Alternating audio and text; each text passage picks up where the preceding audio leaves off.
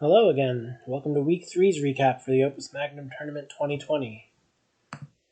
Now this puzzle is one of the infinite repeating outputs, and this is kind of difficult to understand what it looks like from within this view, so I'm going to just go in and make a new solution and plop it in the world and see what I can say about it.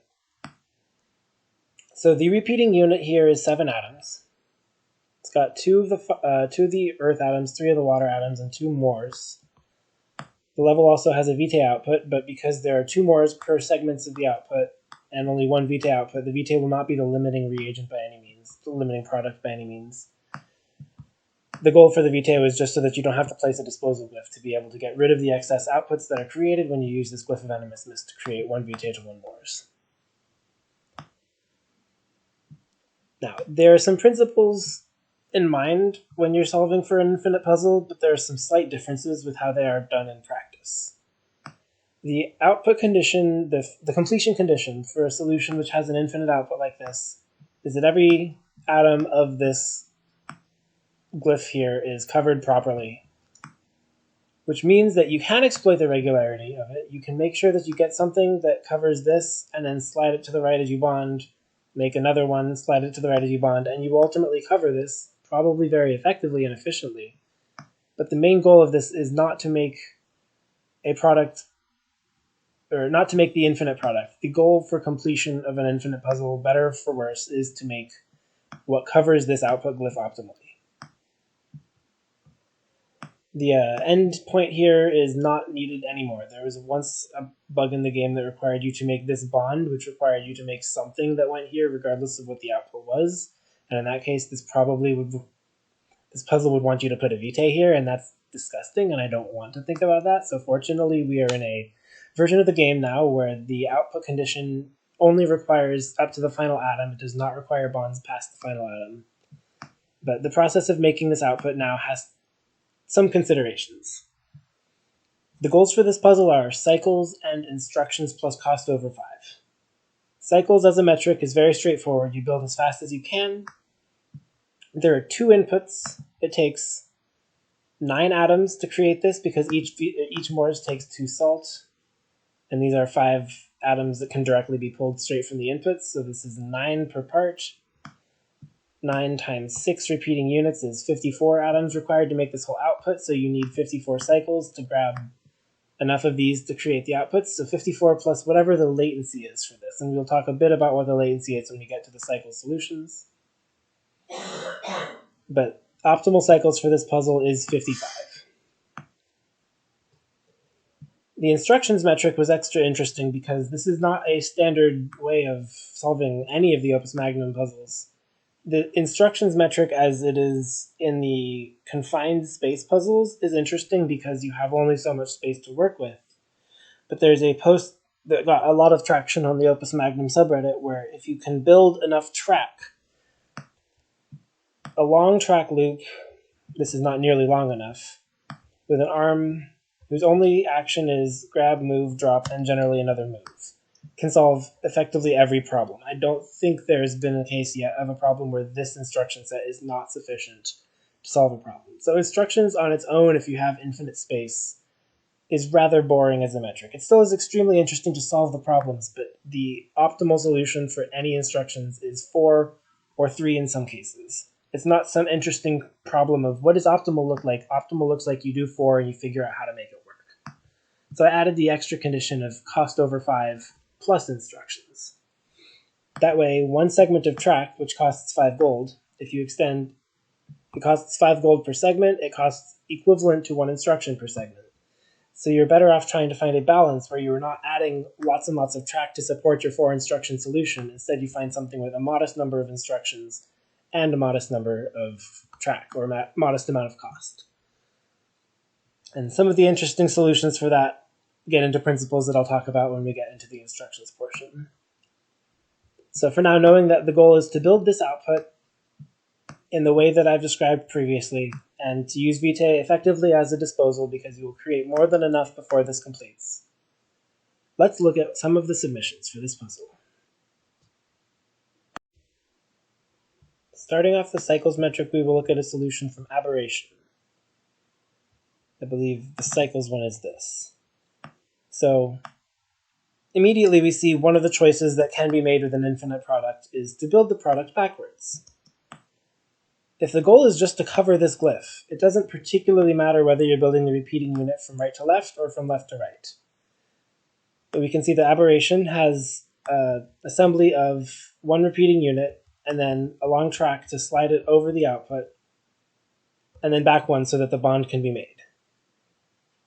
Because the goal is to cover the output as quickly as possible, it's generally advantageous to move all the way over to cover the glyph conditionally. So if you have only 2 segments, it clearly won't cover the whole glyph, but once you have 6, this will cover by moving that extra tile. But because you need to then bond to keep it as a chain, you scoot it back 1 or however many is needed, or you can rotate it back in some cases, and that'll cause it to be bondable to the next segment. In terms of the actual input efficiency, the way to get optimal cycles will require you grab an input on every second cycle, but here we can see that's only maintained for 2 grabs. The third grab does not happen on cycle 5, neither of these inputs is about to enter the board again. The intentions clearly at the beginning were to get as many inputs as quickly as possible, but then looking at where the pieces ended up and the machinery that was available to process them, I think Aberration realized I can't keep input speed here. I will solve the problem as effectively as I can, but this does not lead to the fastest solution. Still, as we watch it complete here, it does take 166 cycles with, so this entire instruction tape solves one iteration of the solution, which is itself 27 cycles. So by 54 cycles, they're doing their next segment. If you were to run at optimal speed, you would end up getting 2 inputs here to these 9 output atoms every 9 cycles, which can not be grabbed every 9th cycle, so the real way you would do this is by building 2 segments of the output every 18 cycles. But by building 1 every 27 cycles, he is running at a third of the total output throughput that you can have here, which makes sense because the output value of 166 is roughly 3 times the cycle optimal value of 55. The vitae is created as a byproduct of using the animismus glyph. It's handled as effectively as it needs to be. It just moves into the output to get out of the way. And this series of bonders here, possibly an unconventional approach, but it allows you to slide this way without ever causing things to be bonded which you don't want to be bonded. Because the only glyph here that would create, there are no horizontal bonders in the bottom that would cause a bond between this Mors and this Earth. Similarly, the only horizontal bonder in the middle of the solution is so far back here that it prevents creating a bond between Mors and water, so there is no need for bonders in the solution. One of the interesting things about this output is that you can place debonders or other glyphs inside of the footprint that it takes up as it is sliding. That'll be very useful later on when we try to optimize for the area secondary. For the cycles metric, the cycles is the primary importance. You can get as low of cycles as you can, but there's a goal for at a given cycles, you win if you have a lower area than all the other contestants at that cycle count. So we'll come back to that later. For now, this demonstrates quite a few of the principles about how you can build the output backwards to save some idea space. You can make sure that you have high input speed, and you have to take care and make only the bonds that you intend to make. So yeah, that's to start us off. Next solution we will look at is by from above.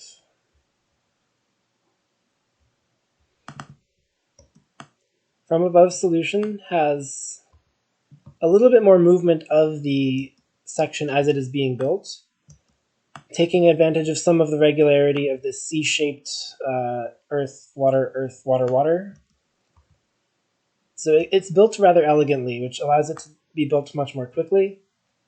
And then after the 2 Mors have been built and bonded to this C shape, which does have quite a bit of delay here waiting for the second Mors, that does add a lot of cycles to the solution. But once it is created and moved into place, it is bonded to the rest of this growing product and it is pushed along. Notice that at this point, From Above has built 7 of the outputs by the time that the actual validation occurs, because they don't do that slide forward, slide back trick that we saw in Aberration's solution. Right here, they only have credit for one of the infinite repeating unit, and they don't get credit for the second one until here, because now the first two segments of this have been filled. But by that point, they've already built a third.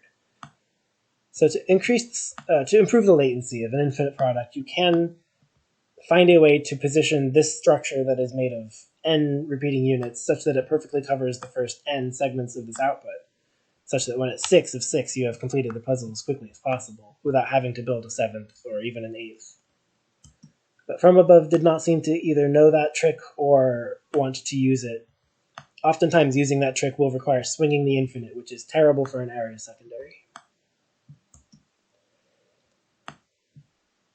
But at 122 cycles, this is an improvement over what we saw before.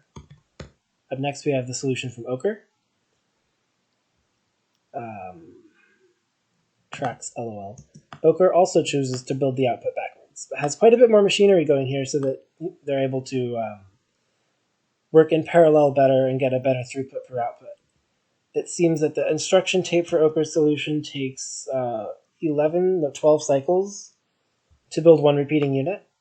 So with one repeating unit built every 12 cycles, the throughput should allow them to have on the order of 6 times 12, 72 cycles for the product, but at this point, 6 products will have definitely been made because there are 72 cycles have elapsed, but 1, 2, 3, 4, 5, the 6th one is still in flight.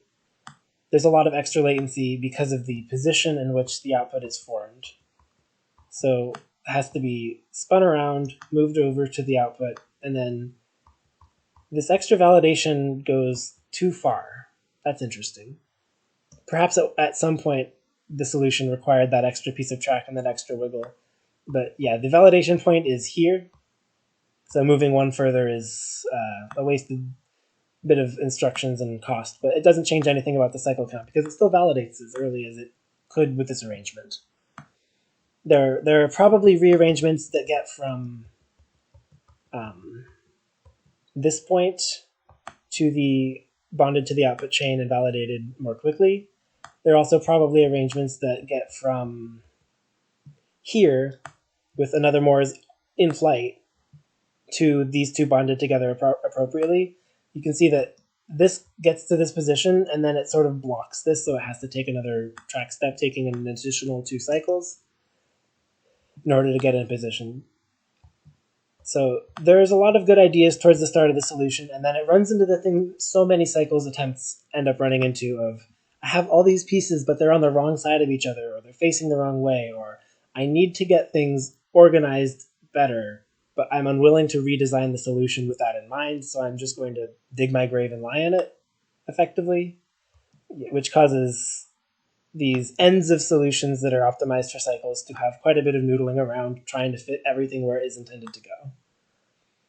So still, better throughput than things before has won the solution quite a few places. The latency here, though, we will see another solution also at 92 cycles next, which happens to have much worse throughput, but get the same cycle score due to the extra latency that Ochre's solution had.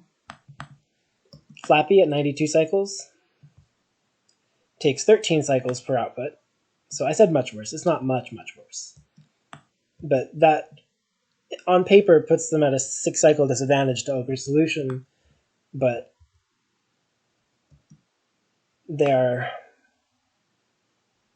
much quicker to assemble the product in a way that is conducive to going onto this output.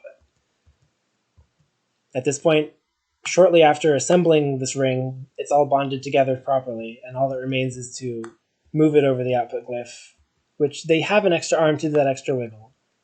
I will say that by the time it has done that extra wiggle, the next product is effectively created. The ideal way to validate from here would be a giant swing. You would like to probably rotate.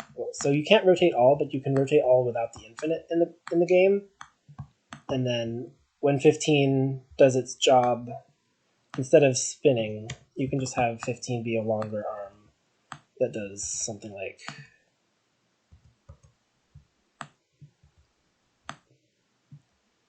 So this is going to be hacky and probably incomplete, but you can do something more like this. And then what matters is that the next time you are bonding here, 15 is not correct for that. I think I can probably make this work without it taking too much extra brain power, so I will try to figure it out just to show an example of what an improvement to this solution specifically might look like. So that's validating one output segment, and then you need this to be it's still not positioned accurately. I don't think this is going to fix the problem I was seeing. There will exist some location that you can put it where I will actually just get everything out of the way for now. So I want to place the bonder first. The bonder that you need to place to finish off the solution would be a bonder here to connect this Morse to the water of this output here. So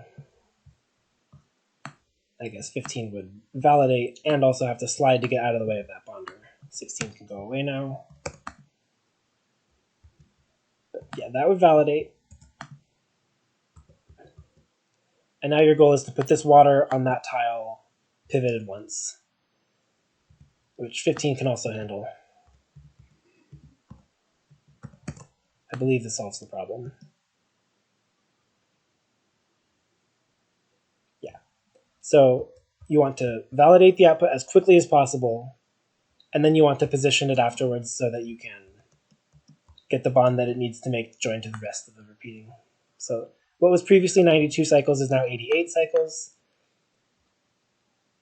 But this demonstrates a way that you can think about reducing the latency of an infinite. Once you have the pieces built, your goal is to put it on the output as quickly as possible. It's probably one cycle slower than is possible here because I didn't want to solve it as accurately as I could. But this demonstrates a way to improve upon Flappy's solution. But I'll return to it as it was submitted because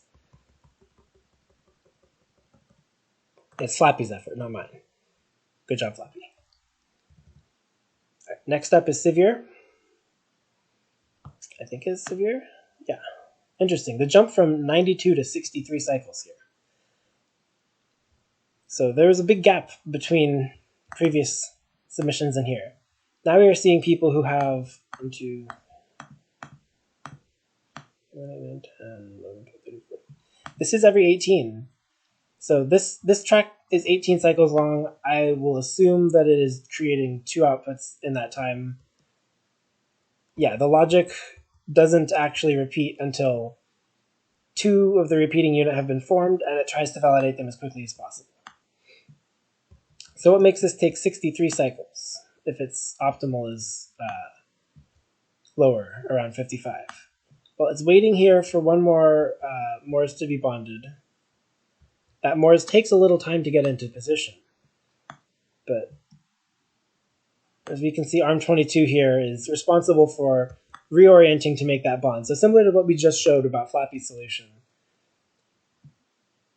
After creating something resembling the repeating unit, in this case 2x repeating unit, it's important to get it into position to bond again. And because this is large enough, we need an arm that comes in and does a specialty pivot and then gets out of the way because there's going to be another part of the machine which interacts with all of this track except the rightmost edge. And so at this point, that pivot has been made so this joins. We don't have to validate the second. We don't have to validate 1, 3, and 5 if we're sure that we are validating this at length 6. That's the only one that truly matters. And yeah, that Morse is apparently the Achilles heel of the solution because it's very efficient in all the other ways. It's solving the problems that we identified before of the noodling around. It makes sure that the pieces that are being created in a reasonably effective place for what they need to be, except for this Morse. The single Morse is on the wrong side of the product, and to get it to the right side of the product adds 4 or 5 cycles. I remember Severe lamenting about this, like, it's so much is completed, but the Morse is on the wrong side of the product. If this Morse was on this bonder right now, it would take so much less. I'll get to the point in the solution where everything is done except that Morse and see what the cycle count is. So that's 2 outputs, that's 4 outputs, then here is where 6 would be being created. There. That's the final bond that does not include this Morse, and it's on 57. And to get it to actually finish, there's still a bit of noodling about. It has to go pivot twice, take up a lot of extra area down and down to the left, which is strange because the two quadrants that it was mostly using were left and up left. Finally, it builds the bond here on cycle 62, and it validates on the next cycle, but that still is extra latency. So this is the first full throughput solution we've seen. These inputs are both being grabbed every second cycle throughout. It has to do 9 grabs for each input over the course of 18 cycles, during which it builds 2 of the repeating unit. So it has a lot of extra special case code for each, but the only real killer for this is the latency. And also my computer hates doing pivots now that it's this long. The infinite, as it is growing, takes up more and more space, and the calculations the game has to do to determine whether a tile is occupied or not grow quadratically, because there are quadratically more tiles that are being occupied. So swinging around this takes a lot of computing, and it slows the game down. And anyway, swinging solutions have their own little bit of inelegance, but I wasn't going to directly punish swinging solutions as disqualified or anything. You're allowed to submit them. You're just disincentivized from submitting them because the cost, or the tiebreaker for a cycle solution is area. Anyway, onwards from Sevier, we'll now look at Chickens in the Attic, who also has 63 cycles. No, this is a for fun solution. This is the cycle submission. This is an 18 cycles per track loop or instruction tape, so it also is doing the maximum throughput. It is using ARM12 here to exploit the regularity of the C shape, which I really like. I like to see solutions that are able to take advantage of that to make the things more elegant and well contained. You don't have to sprawl out everywhere if there is some regularity to a section. And it is holding on to a single water here, but on every other one. So it's earth on the endpoints for odd numbered pieces that come out of here, and it's water for even numbered ones. When it's earth, I imagine it has to duplicate because you want water in the output. It's 2 waters right here. Yeah, so it does go over calcification, then go over duplication. And because the code path is likely the same, it probably does a null operation on the water by calcifying it and then duplicating it. But yeah. So at this point, the repeating unit is formed except for this duplication glyph. Ideally, this duplication could be done in parallel with the bond to the next piece, which it is. And then the validation should occur on the very next cycle, which it does. So yeah, this is reasonably efficient. The distance from inputs to outputs, though, means that now the extra latency is only coming from travel time. Another thing that you have to take into account in cycle solutions is travel time. If you have a long pipeline that gets from these inputs to the output, and it covers enough ground that you will need to move it, hand it off multiple times, regardless of whether there's actual glyphs being passed over in this process or not, that will add to your latency no matter what. So the Morse here is created, the second Morse for the solution is created before the ring is built, and it spends a little bit of time waiting. Some of it is spent positioning, but there is additional time spent waiting. Because as elegant as this ring builder is, all the pieces that are needed to be assembled are on the board 1, 2, 3, 4, 5 cycles before it starts to participate. And so the travel time to get from here to this bonded group, and then the additional travel time to get down to here, although there are actual reasonable things happening during that time, does add to the latency of the solution. So it's a 63 cycle solution, and it is smaller in area than Sevier's, even though they're both swinging. You remember Sevier's had 3 different directions that the infinite would be facing in the limit, and this one has only 2 different directions, so it's only taking 1/6 of space instead of 1/3 of space with its giant swings, which causes it to win the area tiebreaker over Sevier's solution. Up next, we have Mattermonkey. Mattermonkey's cycles submission at 61 cycles. This one, let's see, 4, 4, 4, 4, 3. So this is a 19 cycles per tape. So this one is not optimal throughput. There is one pause cycle here where things could be grabbed and they are not. The grab happens next. 1, 2, 3, 4, 5, 6, 7, 8. Pistons push, wait, and then the other ones start coming up. So to make up for the fact that he's clearly adding 3 cycles over the course of 6 outputs due to poor throughput, he must have significantly better latency than the previous solution. So let's take a look at what this solution has. The 2 mores are formed, and these 2 swing directly to participate in this bond. So the inputs that are grabbed immediately become part of the product. The travel time is still there. There's going to be some transit to get from here to here because ARM8 is in the way. But perhaps ARM8 won't even be in the way when it's the meaningful last output.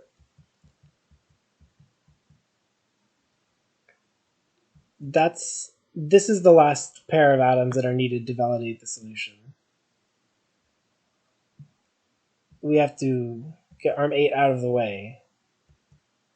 One more motion, then validation. Okay, so yeah, this is adding a couple of cycles, which is why it's still at 61 instead of the optimal of 55.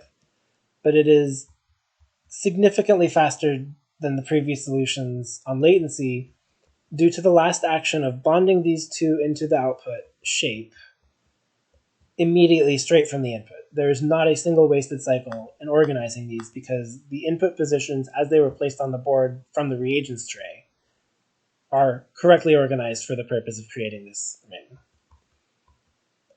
The ARM8 getting out of the way adds a cycle, and the fact that now it's not in the ideal position and has to slide down once before it pivots, I think that's because if you were to move this in this direction where it would be able to validate 1 cycle earlier, it would of course run into this multibonder. But at 61 cycles, it solved the latency problems quite a bit better and didn't get punished hard for its throughput mistake. I don't even think it's a mistake. There was definitely a design consideration where it could not be solved if I move this one earlier. We'll see what crashes if we call this an 18 cycle output loop.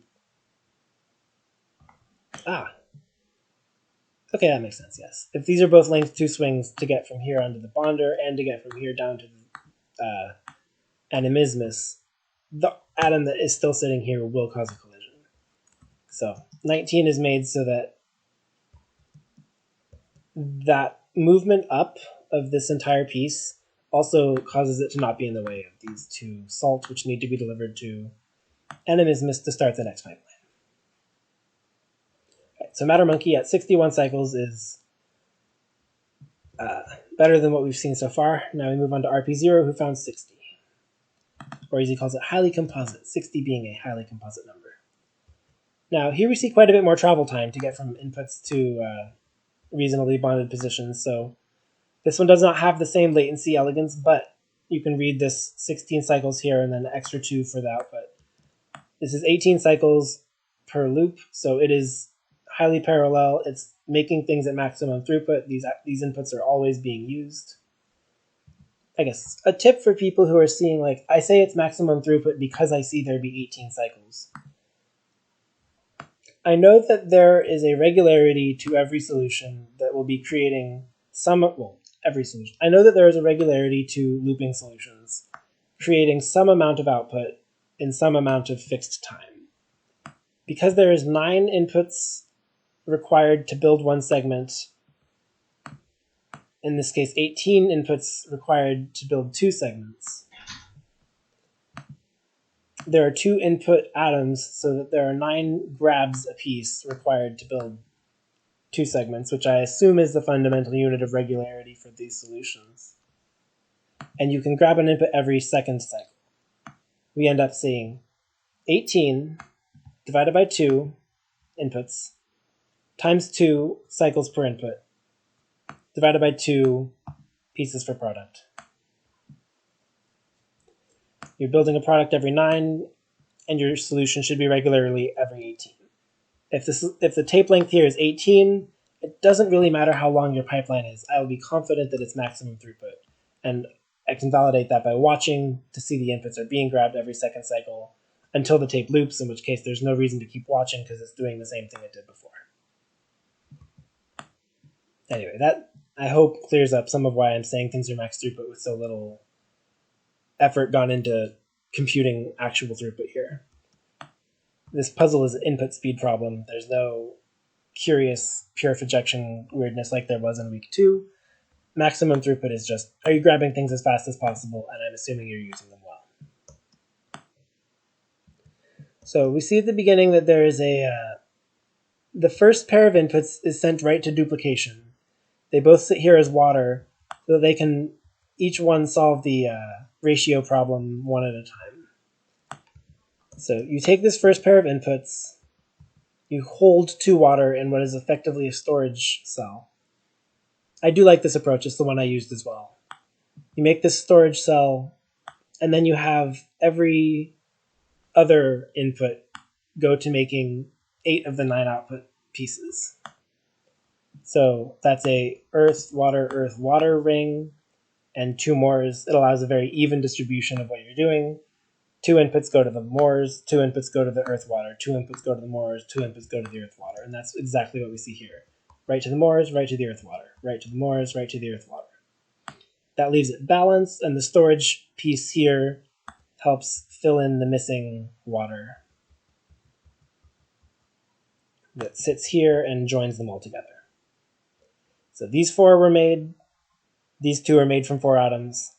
This comes out of storage, and it joins perfectly to the other one that is built because it's sitting on a bonder. There's an extra regrab before it validates, which is a little unfortunate. Actually, is there? Why is there? What reason would there be for the... Is this a 59 that didn't realize it was a 59? Hold up. No, that doesn't work. That definitely doesn't work.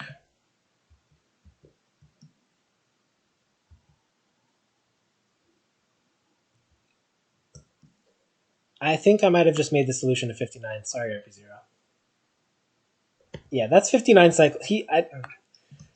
There's a regrab that is entirely unnecessary because this atom is in the position it needs to be in. So in RP0's version of the solution, the water atom sitting on this multibonder is grabbed only after all the bonds have been made, so that it can validate. But there's no reason that that atom cannot be already grabbed when the bonds are being made, and nothing collides if you swing it immediately. So yeah, 1 cycle slower than it needed to be for no real reason. I think it might have just been copying the output segments every 9 when that doesn't apply in this case. Sorry, RP0, I improved your solution. It's no longer highly composite. I have to fix it so that it is what you submitted and not what I put. There we go. That's your efforts. Apologies. Onwards to a 59 cycle solution. Actually, because of area tiebreakers, SGS at 59 cycles has smaller area than RP0, so his position in the rankings would be the same, but he would have had a better score because of the category score. So the two components to the score someone receives for a submission are their rank, which does not change if I fix that instruction, and the category score, which is a ratio of what you got versus what the best person got out of 5 points. So the people who submitted 55 cycle solutions have caused the curve to be set at 55. Anyone who got a 59 or a 60 will get an according fraction of the 5 points available. So I could have improved the category score of this and then given it more points with that one change of the grab. Anyway, SGS's turn. SGS has a large travel distance here between these 2 inputs and this output. That's immediately apparent. And it looks like the assembly direction is going to mean that there's a piece sticking up here to the right that gets swung on to output validation. But let's look at the approach. Because at this point, the distinguishing features aren't going to be something macroscopic like, oh, the throughput is bad, or the travel distance is really long, or the latency is bad because of how they're assembling. This is going to be more about design choices that distinguish what gets 59 cycles from what gets like 55 cycles. So Mors is being made interesting. So 4 Mors are being made in a row, and then there's a slight delay because you only need 4 Mors per 18 cycles, so you can operate this every 4 cycles with a delay at some point. What we're seeing is every 4 cycles right away, and then 2 more atoms sent to fill in some gaps. I'm now curious, because there is not a duplication glyph in the solution, how the water is gained effectively.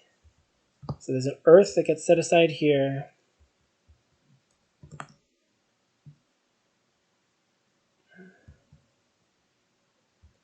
Oh, the water is gained because this 4th time that the animismus glyph is used, the water doesn't participate at all. It's made from water, earth, water, earth, water, earth, earth, earth, which causes there to be 1 more water, or 2 more water left on the board than there are earth, because it's +1 -1 deal. And that's exactly the difference between the water and earth contents of 2 fractions of this. So at that point, SGS has caused there to be 4 earth available to the solution and 6 water available to the solution, and 4 mores, and all the rest is just assembly. So interesting design approach. It does cause this mores to come out a little bit later, because the water is the path that is optimized to get something out as quickly as possible. The earth adds another 2 cycles. But is that the limiting piece? I think it is, actually.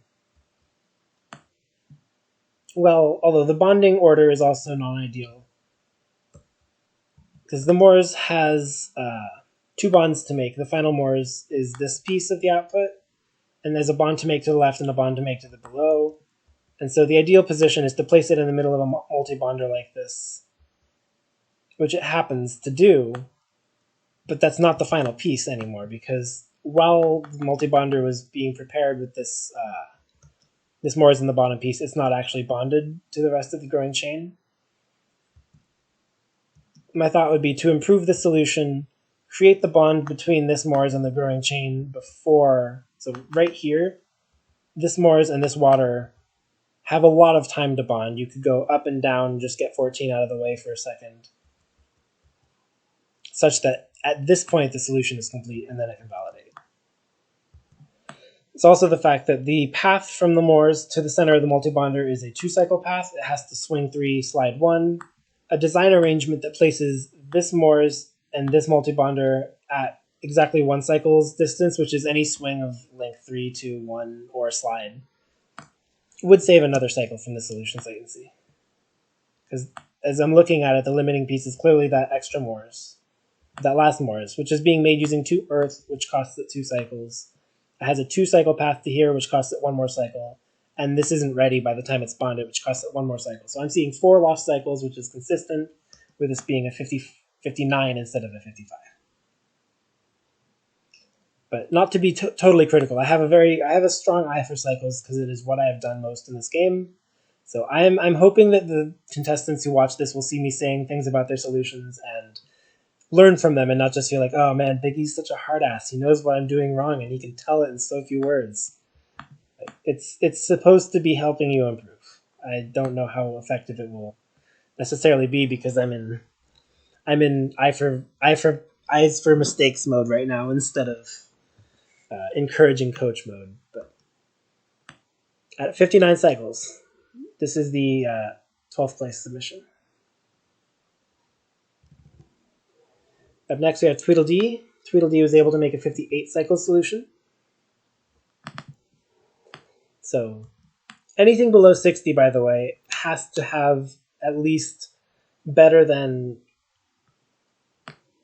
so the throughput you would do if you're creating one of these sections per your tape would make 10 cycles to make one of these, because there's no way to use only 4 of each input, and there's no way to use 4.5 of an input. So you would have to take 5 of one of these 2 inputs at least to be able to make this shape. And if you're taking 5 inputs before you do a repeat, you're repeating every 10 cycles. So if you're taking 10 cycles to make one section and there are 6 sections, you would be at 60 cycles. So the naive way of being slightly worse than optimal throughput would not allow you to go under 60 cycles. Everyone we're seeing beyond here has solved that much of the problem.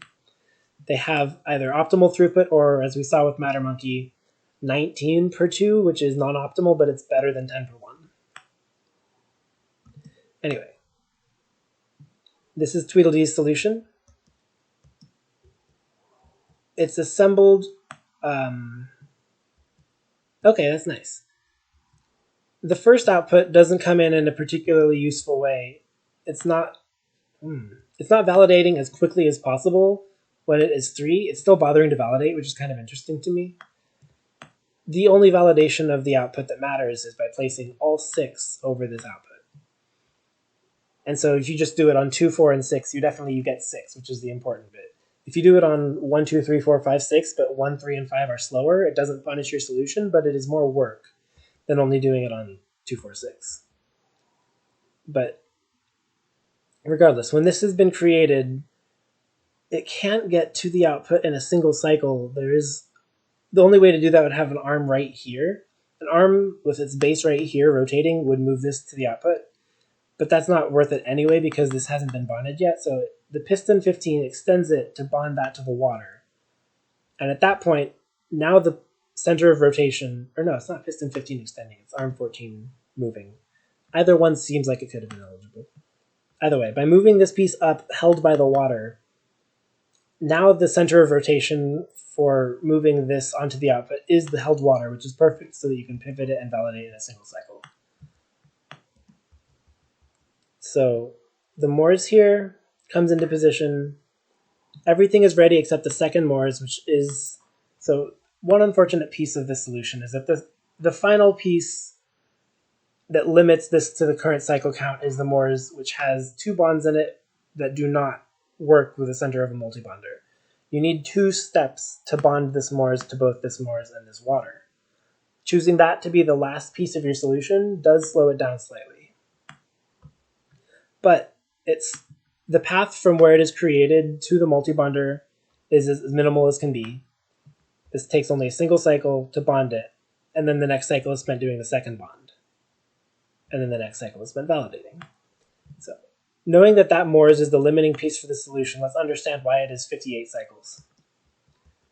The formation of the Morse from these 2 salts, which were grabbed on cycle 15,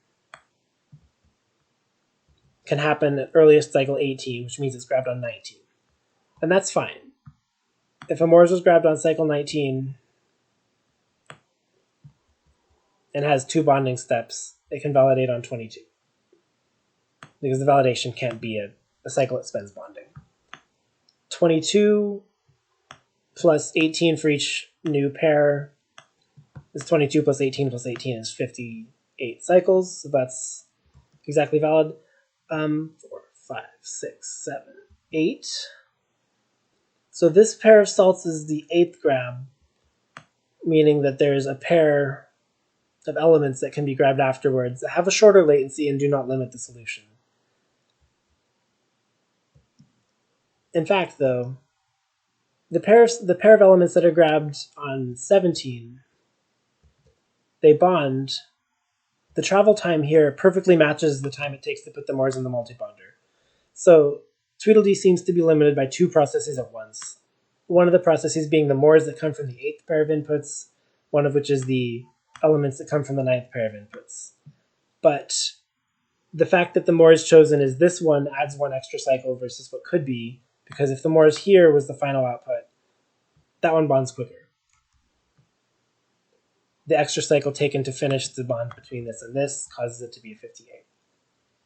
But yeah, so I guess take note that the choice to use the 8th pair of inputs for Morse is a limiting choice.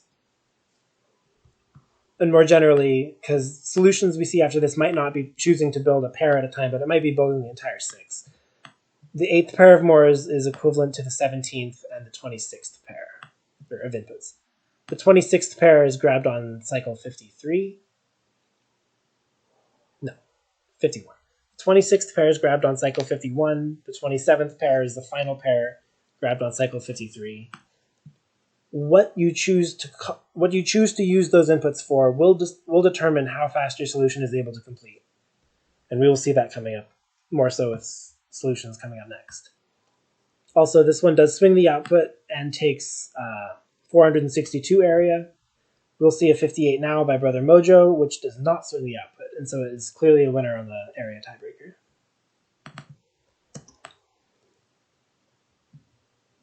So this is the first solution that we see building with a glyph inside of the footprint of the output. It's not like extensively inside, it's a bonder right here, but that does start to tie in some of the area saving things, because right here, that final bond is made between the water and the moors. The validation is a slide away instead of a swing away. And future point where it's validating something that's already been bonded to the rest of the chain, it still is just a slide away.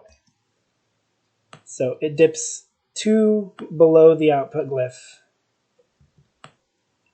but it doesn't take up any swings of large area. So here we see someone taking into account the area tiebreaker. And I would say that the area tiebreaker is of secondary importance to people who have cycles still to save, but I'm not sure if Brother Mojo was aware of the ways that were still available to save cycles for him. So what is the limiting atom in this piece? 2, 3, 4, 5, 6, 7. The 8th and the 9th pair of inputs are both going into the element ring. That's good. That prevents Moors from coming out so late that it is the new limiting piece. So if these two are in the element ring, what's left before it's actually validated? You have to bond to this water at a different angle, so this piece has to pivot. And it waits 2 cycles because the Moors are still joining to the rest of the output. So why does Moors from here take as long as it does to participate in the output? It makes a bond, makes another bond, finishes the bond on the partner Moors. That's 3 cycles. That could be 1. But that still seems like it's missing 1 more cycle, because this is 3 behind optimal. Oh.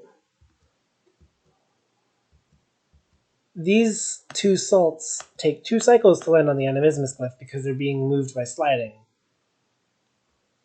And moving by sliding is the additional latency that causes this to be a 58 and not a 57. There's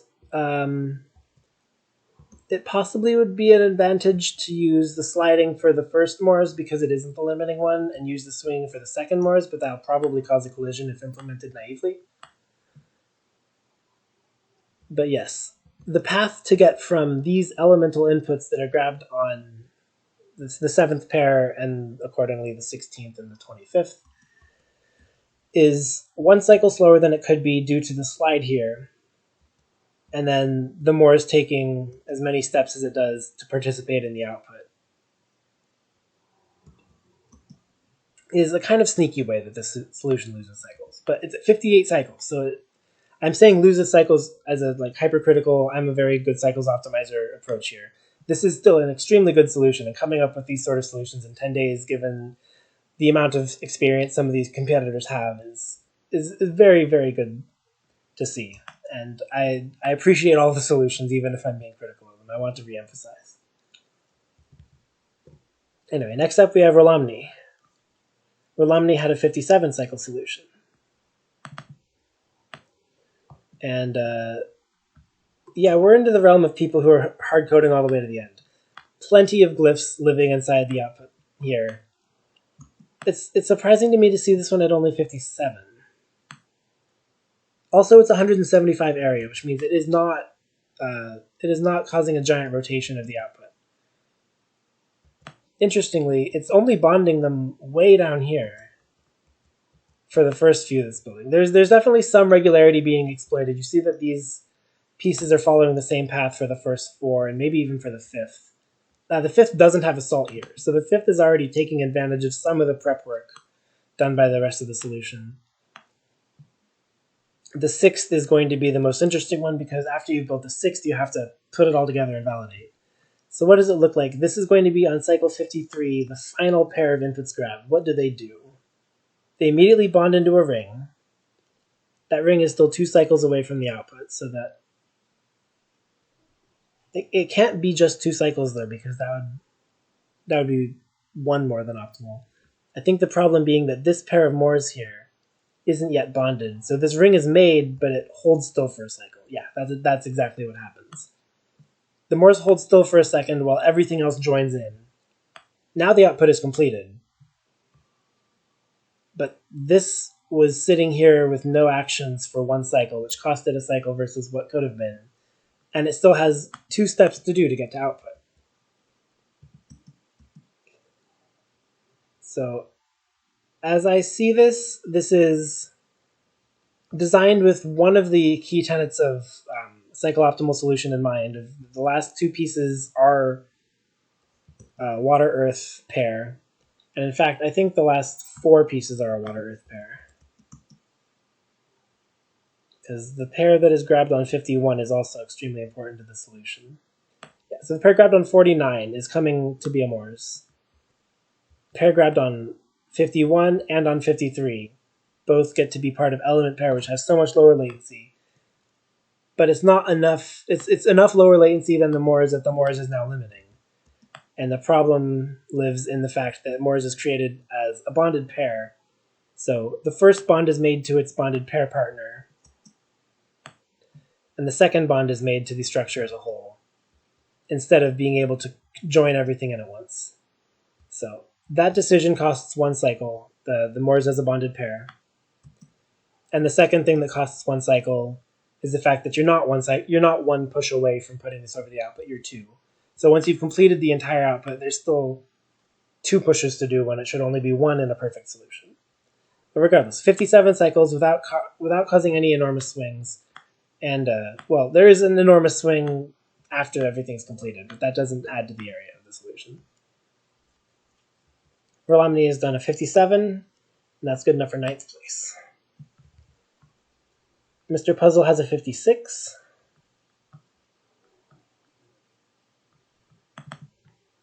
It's at 600 and something area, so it is definitely a swinger.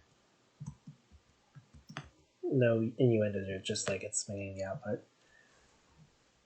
It builds this output. It's 1 cycle away from validating. Oh, but it doesn't bother to validate it. It's only going to validate after 6. You can see it's coded all the way to the end, so it doesn't need to do any extra validation. Possibly that's because the path to get from this output back down to here was going to require lots of awkwardness, because you can't put arms in the area you're going to swing over. So yeah, it makes the ring, it makes the bonded pair same as Verlamni, throws it all together, and then eventually, the next time, here, on 54, yeah, Morse is in a bonded pair. This is the lost cycle as we saw in Verlamni's solution. You're building the Morse from the third to last pair of outputs, and you're not going to do the bonds all at once. But it's held now by arm 1. Arm 1 swings it to the output. It validates it in 1 cycle instead of in 2 like Verlamni. So that's where it gains that 1 extra cycle, down to 56. Also, you can see it is solving the ratio problem using a held water. This is the storage version that we saw in our P0 solution, where you've already broken the 2 storage pieces apart upon holding them in the first place, and you put one of them in its position. The reason you can store 2 water, even though the input is 1 water, 1 earth, is of course duplication glyph. So this water will take the place of the one that was coming from earth the next time around. So the only way that the solution fails to be 55 is the fact that Morse that can be created right here takes only 1 cycle to bond, but because you're bonding a pair of Morse together, you're eliminating the option for you to take advantage of the Morse bonding right here in 1 cycle. It's interesting to me that ARM 15 sort of exists to do the repositioning that the output glyph isn't there for. This repositioning just, there needs to be some way to take this piece and put this earth down here again, and the clear way is rotate pivot with an arm that has length 3. We'll move things by 4 if you also slide it once on the track. Good solution, but it's the last of the non-55s. From here on, we see all the 55s. There were 6 submissions, if you count my own, that were 55 cycles. And the first one we'll look at is Panic's. So Panic has everything coded out through to the end. So this is a 6 aperiodic solution. And it's clearly max throughput min latency due to the fact that it hits mid cycles. It's building interesting. 1, 2, 3. Okay, I love this. I love this so much. It's doing the full storage with 6 waters. So we saw RP0 and then Mr. Puzzle do storage of 2 waters. This is 6 atoms that are going to become water. So we have storage. That's the first 3 pair of inputs. The next pairs of inputs, until enough Morse has been made for the solution to complete, all goes to making Morse. 3, 4, 5, 6, 7, 8, 9, 10, 11, 12. There are 12 Morse in the total output. Those 12 Morse have all been created now. So this is the round robin style batching that I really like, where you do the hardest part, then you do the next hardest part, then you do the easiest part. Water storage, awkward problem to solve. It was safe to consider that the hardest part for the solution, even though it's not necessary. It worked for Panic's approach. The next hardest part is getting the Morse out, mostly because salt animismus bonding takes time, and you can avoid that time by doing it early enough. So by the time you are actually building the assembly, all that's left is to add an earth and a water twice. So what causes the solution to be really interesting to me is that having done all this prep work, the repeating portion happens every 4. So you have 4 cycles to build one of these, join it to the next, build one of these, join it to the next. That's because 4 cycles are spent taking 2 inputs each and joining them with everything else that you've set aside for storage. So now let's see what the solution looks like for that section. So use one of the stored waters to help streamline the process, and voila. 4. 1, 2, 3, 4. What's amazing to me is that it's able to cover significant ground. It's rotate at length 3, slide, pivot. Yeah, that's all you need. So yeah, it's able to move every 4 cycles to the next piece of the segment using a giant swinging rotating mess. That takes up a lot of area, and that's why it's the highest area of our 55s. But in terms of an approach that makes 55 very doable, front-loading or pre-building, I think pre-building is the name that I ended up making popular. Pre-building all these pairs of Morse and all the stored water so that only the minimum latency stuff, the making bonds between things that look exactly like they come out of the input, allows you to hit min latency here. Because this pair goes into a bond, it happens to align with all these other bonds being made at the same cycle. That prevents the slowness of, oh, Morse is now our limiting thing. Morse is already ready. Morse was pre-built. The last bond being made joins all 3 of these together on a multi-bonder so that it uses only 1 cycle from these 2 inputs. And then, boom, validated immediately. So that's what a 55 looks like. Way to go, Panic. Let's see how other people did 55. Now, Brookie has 18 for their track loop length, so there's no aperiodicity here. This is a 55 that is every 18 it's building 2 sections of the output. And I'm curious what it's doing because it's got a lot of this is regularity based on 8 cycles. So is it doing the storage approach? No, but there's no duplicator, so that can't be doing the storage approach. 2, 3, 4, 5. Okay. The earth that is grabbed first is the only earth to participate in this animismus glyph. The next time that it's filled, it's twice from a water end.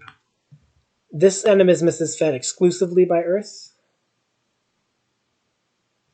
And this animismus is fed by 1 earth and 3 waters, which leaves the right ratio of earth to water to not have to use any duplication glyphs.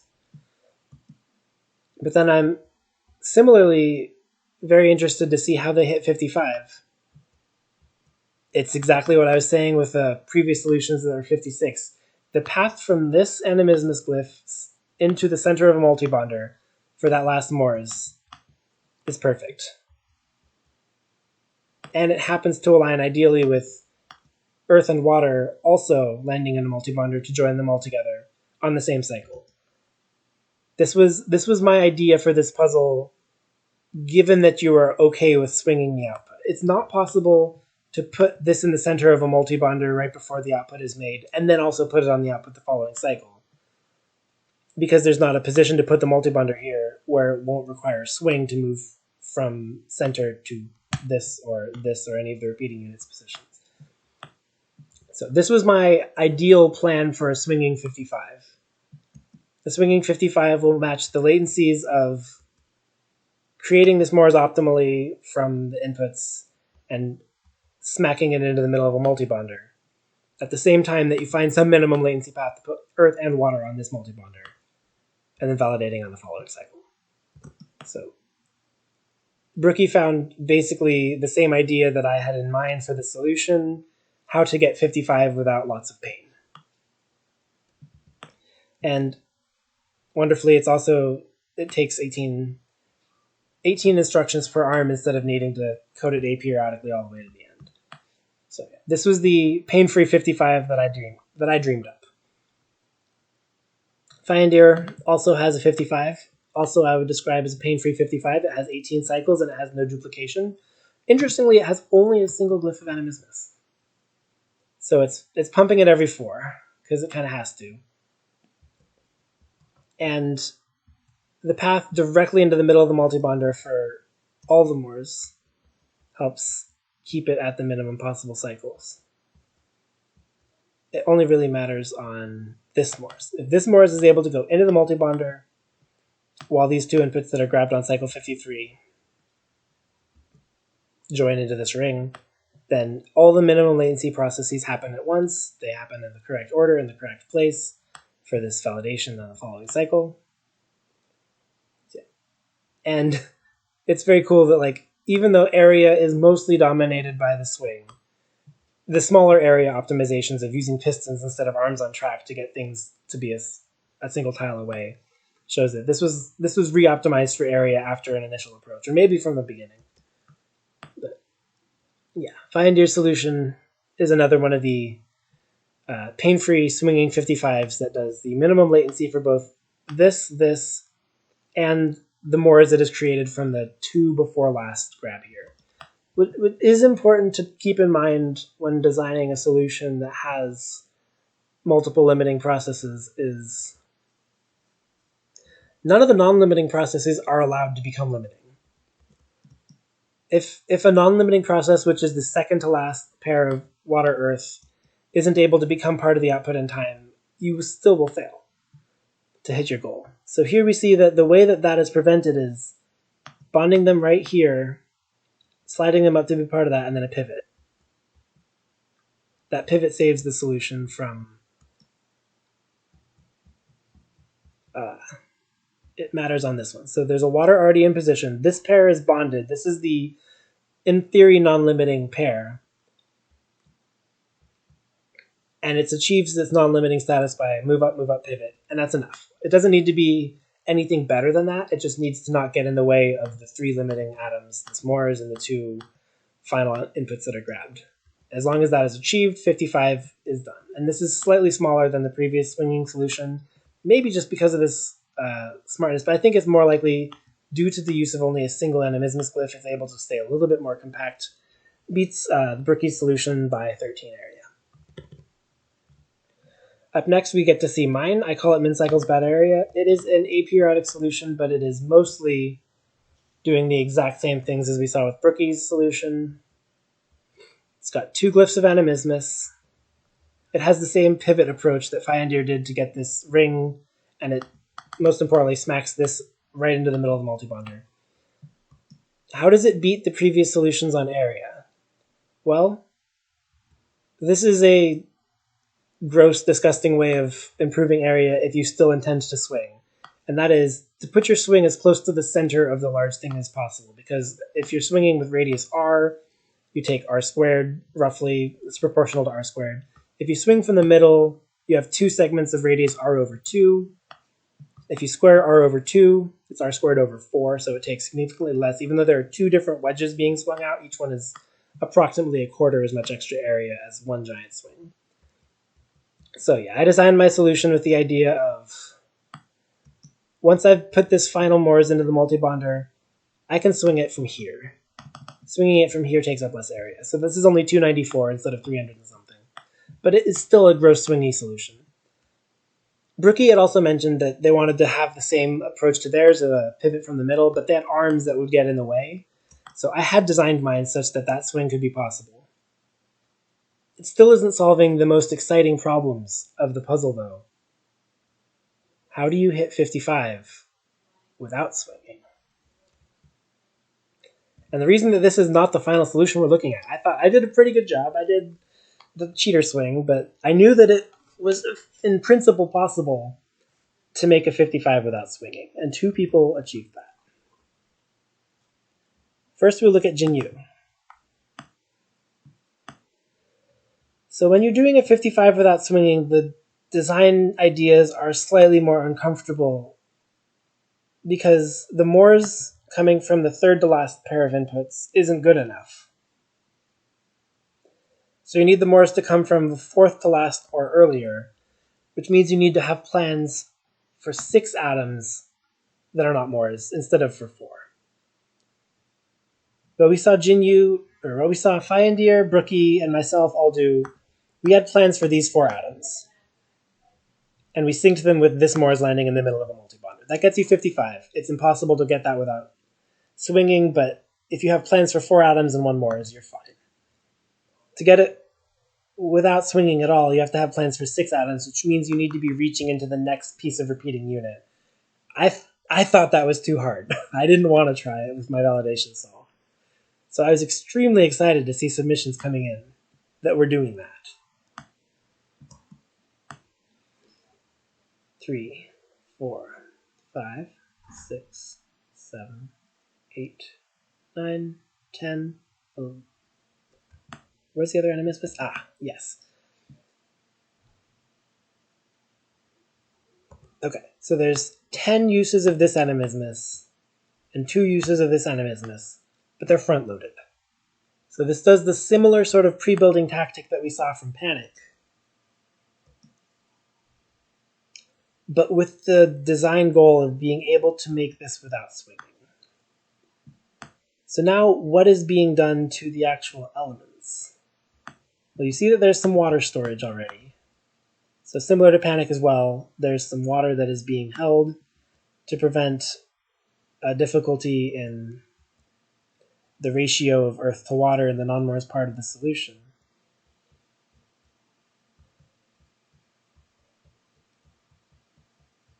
So let's get to the part where there's no longer Morse being made. So things are going to here to bond and here to bond. So similar to Panic, the solution fills the end of it using every 4 so that it's 2 from... This is actually, yeah, this is a much more streamlined version of Panic's solution. I would say that that's the best description of it. Streamlined for area. Its final process is to store some water, and instead of trying to think about how to handle 6 atoms, which are 5 of this and 1 of that, it just handles 4, 4, 4, and it uses stored waters. But it moves it fast enough because you can move 4 cycles to 4 spaces if you're on a long track. So we'll watch what the final 2 inputs, or what the final 2 outputs are doing.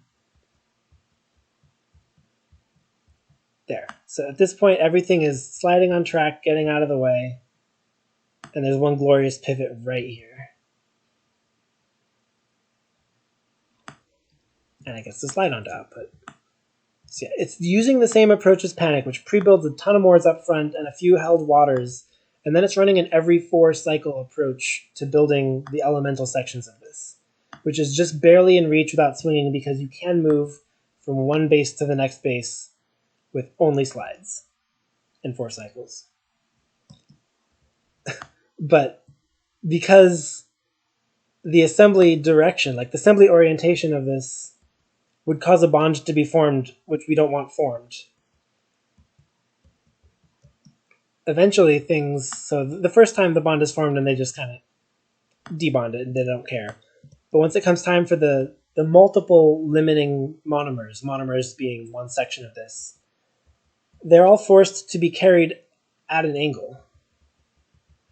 Because there isn't time to carry them in the proper orientation and still make it to where you're trying to go.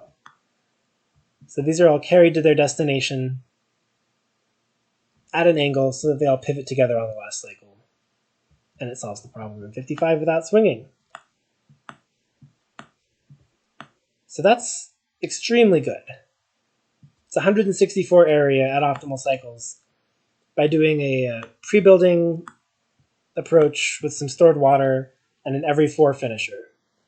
Every 4 finisher is unique to Panic and Jinyu solutions.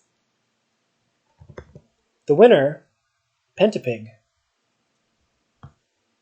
at 55 cycles and 136 area, saved another 28 area over what we just saw. Let's look at it. This is an extraordinarily dense clump of arms acting around the input, and there's enough glyphs nestled into the input to use every bit of space that is here almost as well as can be used. There's no arms carrying stuff off into space. How the heck did Pentapig manage to get the 55 out of this layout? So, similar to Jinyu, there's a lot of Moore's pre-building, but there's only one glyph of animismus. How quickly does it run ahead? 1, 2, 3, 1, 2. Okay. It runs ahead, but not extraordinarily ahead. I think it only needs to really run ahead to get this Moore's into position, because the repeating unit that is being built doesn't look like the standard monomer. Pentapig is building a repeating unit which includes this Moore's as part of this product, and so needs one extra Moore's to start the tank. So it's a C with a Moore's bonded here and bonded here, and the joining bond that connects things to their neighbors is this bond. The reinterpretation of an infinite output as having a slice somewhere other than where the ... lives is a critical way of simplifying some problems. But it doesn't solve the problems, it just simplifies them. So here is one of the repeating units that Pentapig is choosing to build. And it bonds to its neighbor when it reaches this bonder. In theory, it could also bond at this bonder, but I don't think that actually happens due to things being in the way. Things from the next output, or from the next monomer being created. Notably, when it gets time to the 5th, there isn't a next one being created, or when it gets to the 6th, there isn't a next one being created, so you can use the space slightly more creatively.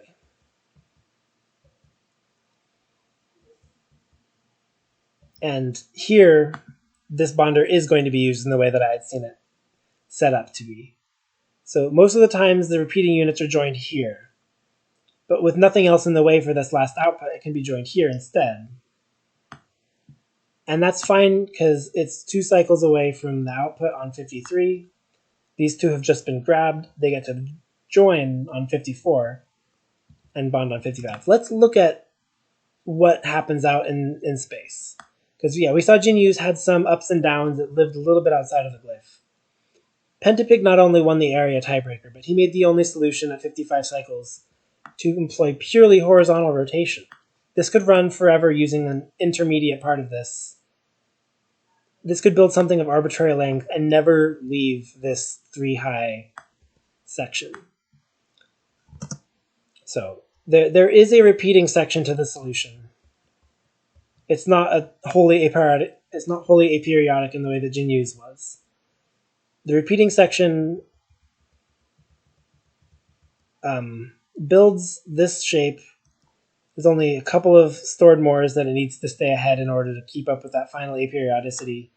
But I would consider this solution aperiodic at infinity in the sense that once it is done with the infinite output, which is at 6 because we're only using 6 validation products, but if the game was recoded so that it needed 300, it could still work. It would just be that the new aperiodicity is employed at the 300th output. And it manages to squeeze things back in by doing the Morse bond here. And it's amazing that there's even an extra cycle to spare so that this Morse bond can be made without needing earth and water to do anything special. The second to last earth and water grab, the ones grabbed on cycle 51. Let's take a look at what they do. So they're grabbed here. They bond earth horizontal from water exactly as they appear in this output. So this multi-bonder position not only allows it to service this minimum latency earth water deposit, but the horizontal section of it allows a sliding only delivery of the second to last outputs into the product as well. This is an absolutely fantastic solution. Absolutely deserving of the first place win. This exceeded any expectations I had for the puzzle, and Pentapig, you've done amazingly. I think the one thing Pentapig lamented when he sent me this solution is that ARM27 should be ignored. Don't pay any attention to what it's doing. But let's take a brief look at the regrets. It sits there doing nothing for a very long time, only to move a salt back in and back out of the way once. I would take a lot longer to understand why this is necessary. It might actually invalidate one of my earlier claims that the solution could run 300 outputs without any changing. There might be some state due to the pre-building of Morse and needing to shuffle it around, causing this to not be a trivial problem to extend to more than 6 outputs. But as is, it solves the 6 outputs problem as elegantly as I could ever imagine. So, fantastic job, Pentapig, and thank you for the submission.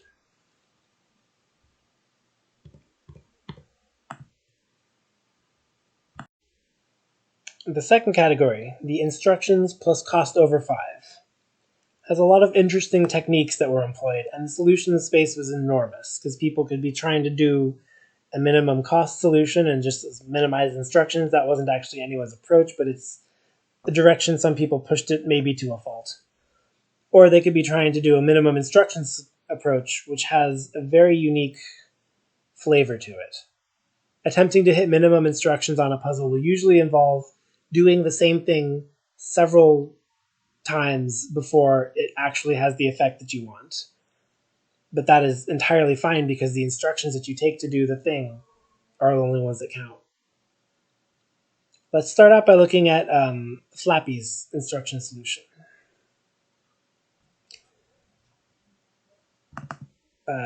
Nope, Flappy's instruction solution. So, if we recall correctly, Flappy's cycle solution had a very similar look to this instructions. I think it was, they submitted 2 iterations of the same solution that happened to be balanced slightly better for their goal.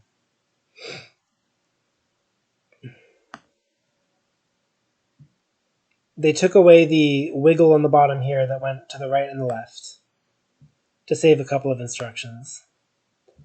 And they chose to cost optimize none because it's still 515. Interesting. Well, there's not too many instructions techniques to be gleaned from this solution. I think this is just the case of somebody who had 2 solutions, which one scored better in one metric, one in the other, but they were both designed for the cycles metric. So I don't think we learned much about instructions from this solution, but it's a place to start. SGS was the next on the instructions. And I am not sure what to make of this solution as an instructions optimization. It's doing well more than it has to. It's even doing this extra wiggle, which adds 2 instructions to save cycles. But cycles is not on the list of tiebreakers for instructions, so I honestly have no idea if this was a first approach that just happened to score better on the instruction sum metric than the actual cycles optimized approach, so they submitted it. But again, I don't think there's much to be learned about instructions from this approach.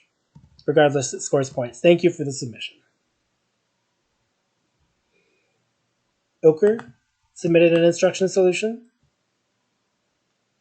We see these 6 arms being employed, and I'm not sure. Okay, it's a break-even point. If you use a 6 arm in this metric to do 2 movements of an object without having to reset, because if you were to use a length 2 regular fixed arm here to do the same, Earth goes to this point twice, it would be grab, rotate, drop, rotate back, grab, drop, rotate, or grab, rotate, drop, rotate back. It would be 8 instructions at 20 gold, and this is 6 instructions at 30 gold. So yeah, this is a break-even point, choosing to do arm 2 as a 6 arm instead of a fixed arm. But the trade-offs for this metric are a little bit interesting to try to conceptualize, because you're not necessarily penalized for using a more expensive arm, even though cost participates in this metric. You're not disincentivized from using a more expensive arm if it saves you instructions. Here it doesn't save, it just causes there to be the same number. But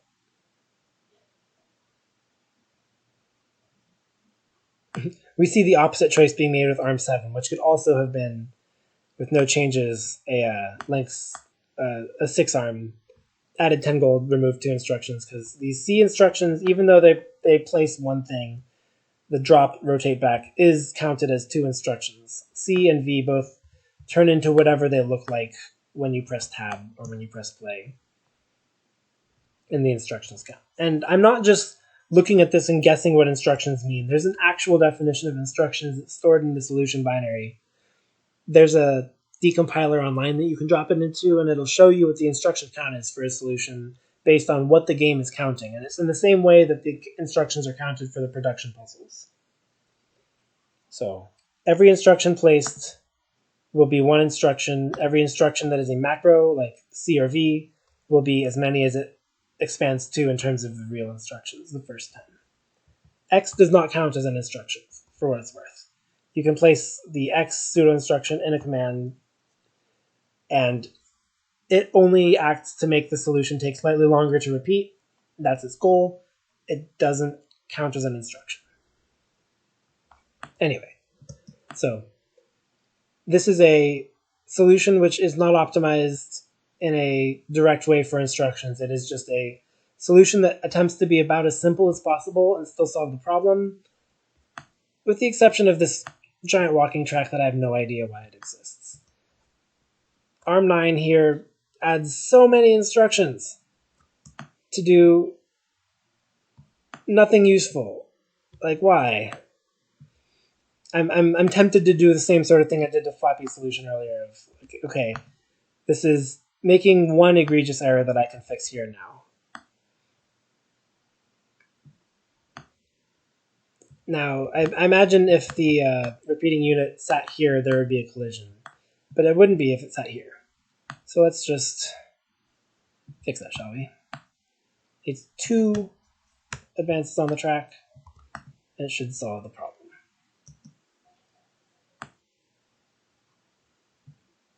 Wait, is there another piece that was handling the 1, 2, 3, 4? What did I put? I probably only put 2, and that's why it's not enough. It was 3. 4.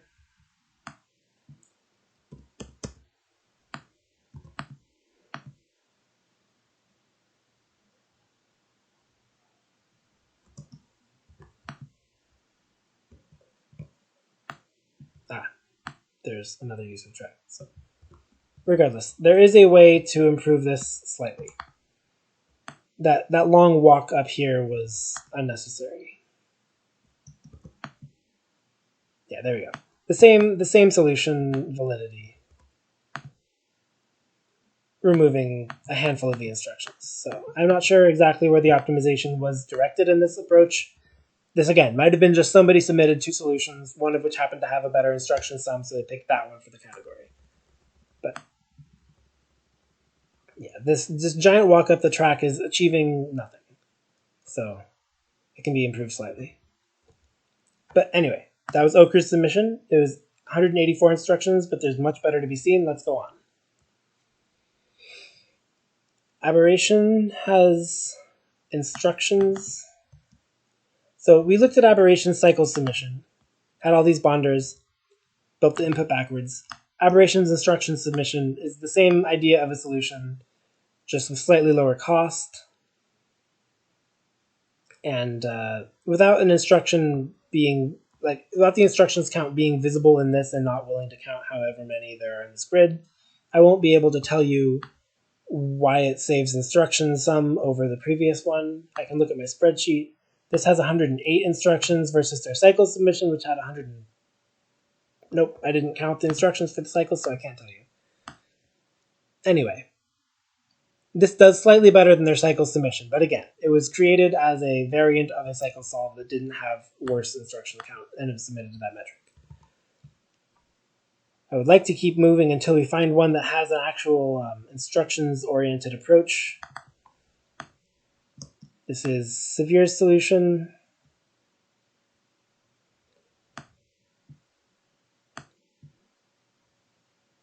All right, I'm trying to understand what I see here.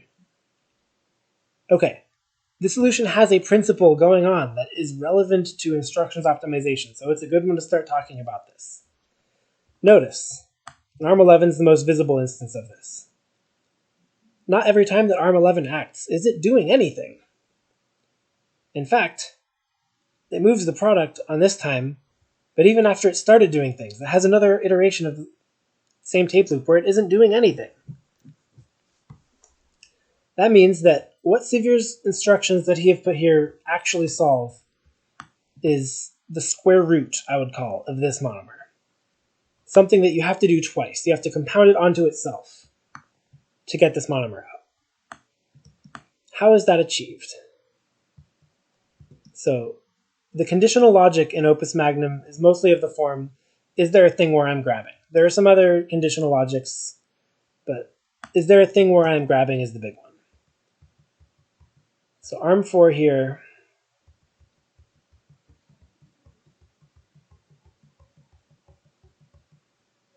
has a conditional logic of, is there a thing where I'm grabbing?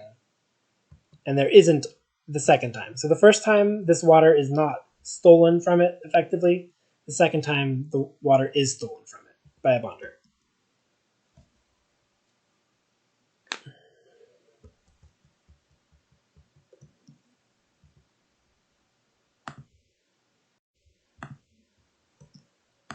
The water being stolen is part of it. I think ARM5 is also effectively conditional.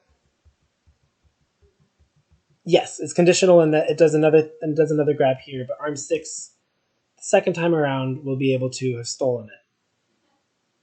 So here we have a lot of it's a stolen grab, so that one set of the outputs, or one set of the instruction tape can build a single Morse and something that will, after 2 iterations, become the element ring.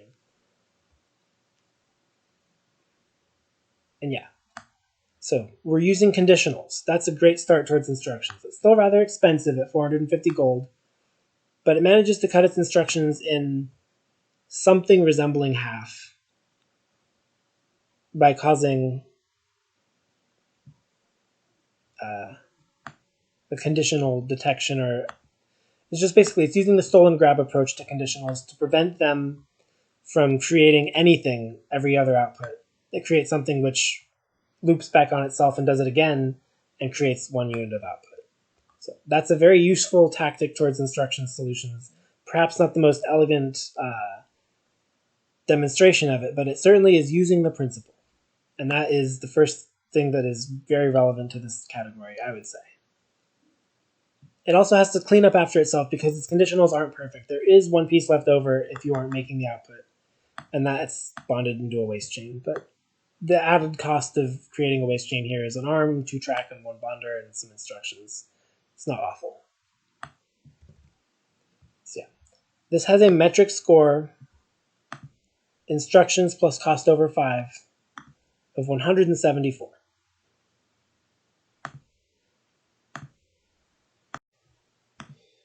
Next after Sevier was From Above with their cycle submission, which managed a score of 161. And then we get to Panic. Panic had a score in the 130s, which is a low-cost solution more than anything else. It isn't minimal cost, but it is trying to minimize the amount of cost and do as little extra work as it can. Interestingly, it still does the validation wiggle to save cycles. That's not important for, as long as it's going to be over the output at some point, do as minimal extra movement as you can.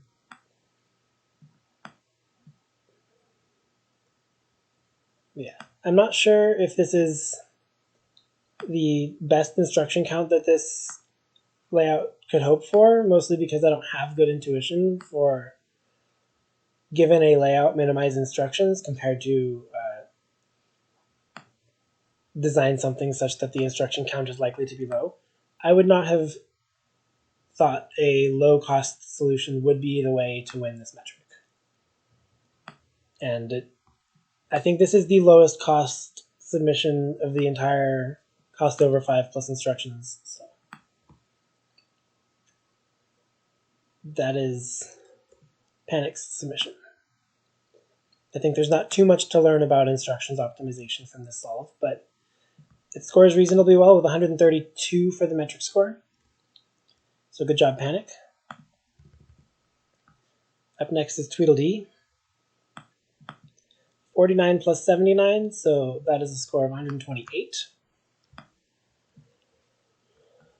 First thing we see is this is definitely a do something several times solution. So as we saw earlier with Severe, the concept of doing some portion of the work per instruction tape such that when enough have gone by.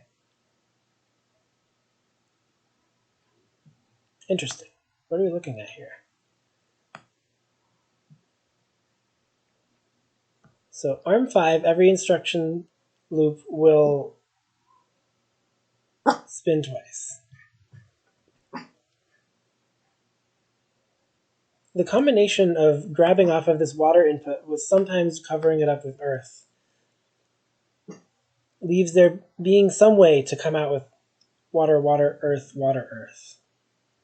And so that's very cool that that combination of arms 1 and 5 pulling when they do leaves this. What's interesting to me then is that arm 7 still has to come in and save the day. Yeah, so counting how many times it has to run this tape loop per monomer. 1, 2, 3. Yeah, it'll do this 3 times, and there are 2 grabs from arm 1 and arm 5 during this.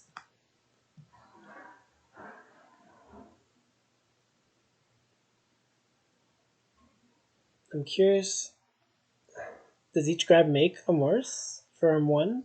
Or okay, yeah, it's making 3 Morse per instruction tape, which means it's making 1 extra Morse. And it's also making an entire ring plus 2 extra waste per instruction tape.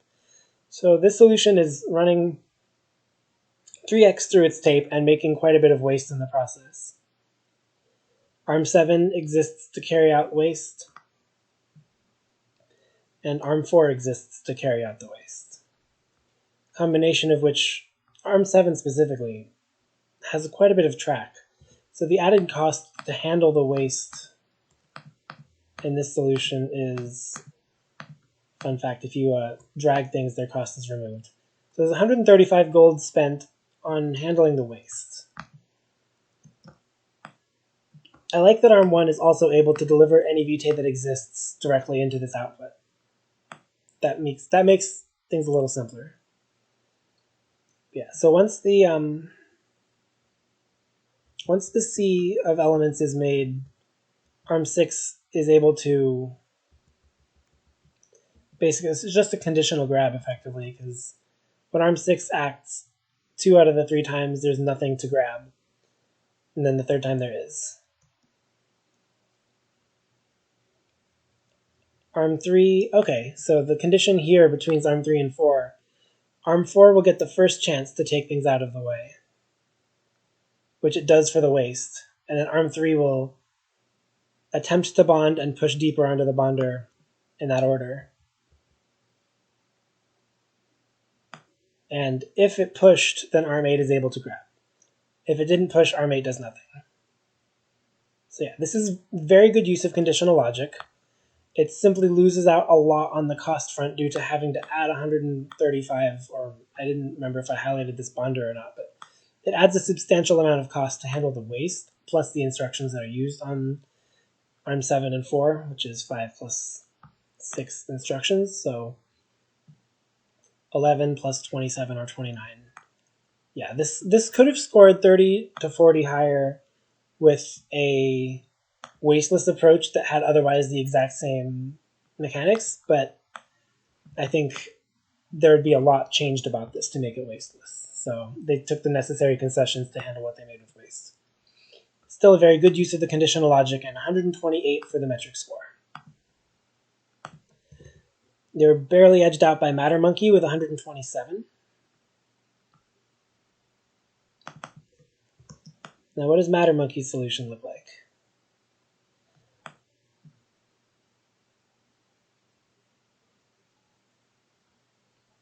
So ARM 2 handles a lot of work. So this seems to be a low-cost effort, mostly. It's a low-cost effort that's building one full monomer per tape loop. Similar to Panics, but slightly more effective in terms of the number of instructions because ARM 2 is the one doing the bulk of the work. So many of these other ARMs are doing as little as they can. They're probably just placed because ARM 2 can't do everything. The use of a multi-bonder here is so that Morris doesn't have to be repositioned. And what is the use of the rotation of that infinite output?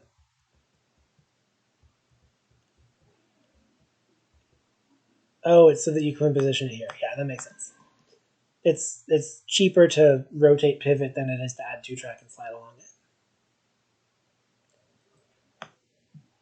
I'm seeing this as, yeah, this is it's a one output per tape loop, reasonably instruction optimized by having ARM 2 able to put a earth or a water atom in this spot interchangeably without any added instructions for one or the other. It's the grab, move, drop, move to whatever's next.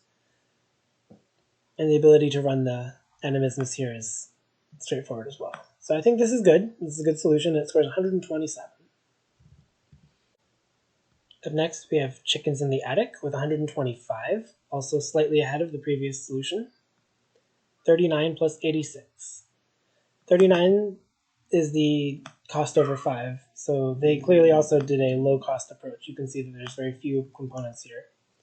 And I would say that's a good place to be aiming if you don't have really any intuition for instructions, but you do understand, hey, I can make cost low by just not placing too many things in the solution.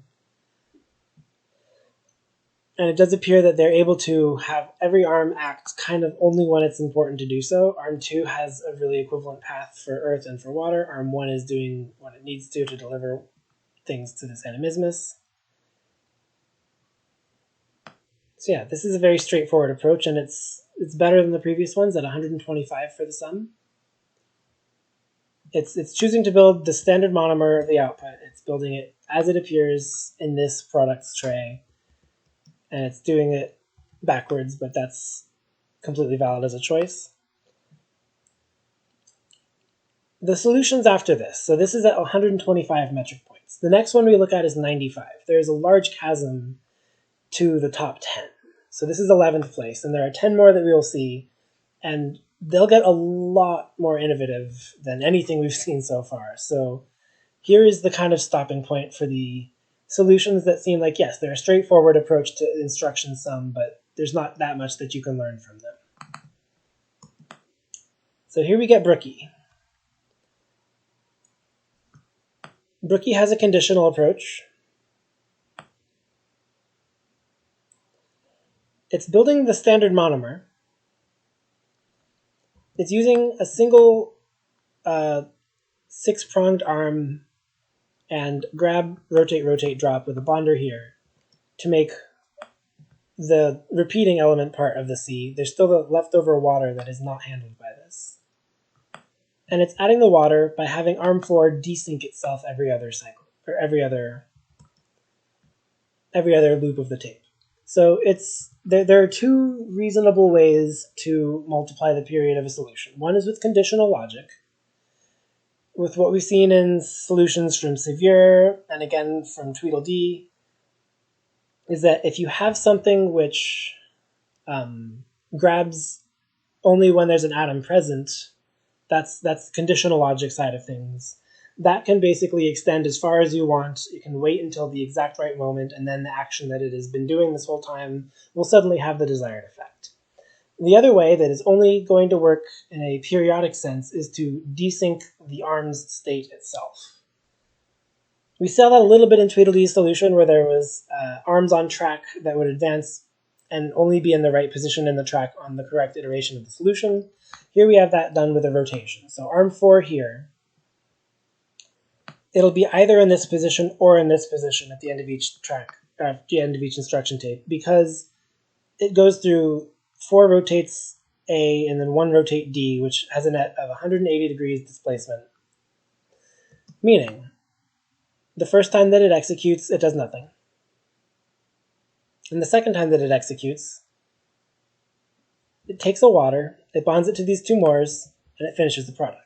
So you can do a lot of meaningful actions with an ARM without needing any part of it to be conditional if you cause it to sit in a different resting position after one tape loop than the other. So ARM3 is doing the sort of conditional bond move. I guess it's kind of unconditional logic, because if you were to just let ARM3 continue, it would slowly build a ring of mores here. But the fact that every other time through this solution, ARM4 gives it a water and bonds it to the rest of this chain solves that problem very nicely of creating water mores in a low instruction fashion. And then the fact that while these 2 mores are created and the water is being grabbed, there's also the top half of the C being made, that finishes out this aspect. And ARM5 gets to function conditionally because the grab point is, again, on something that is only around every other time. So this is the square root of a monomer for each instruction tape loop, but it's done much more elegantly than the other one that we saw, which was by Sevier. And specifically, it gets a lot of functionality out of this desync of an ARM, where it's in one position after one loop, and then it's the other position after the even numbered loops. So this is 95. It scored 10th place by Brooke-Yaz. Mr. Puzzle submitted a solution 94 for the sum.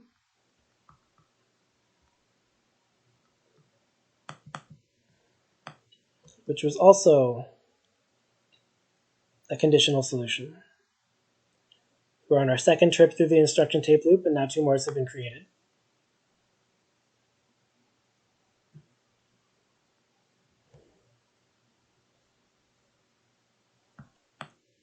So ARM1 is doing somewhat of a desync here, and then it's moving along a track, and so it's in the front position on one cycle, it's in this position on the other, and that allows it to add this out-of-place water that isn't part of a clean earth water.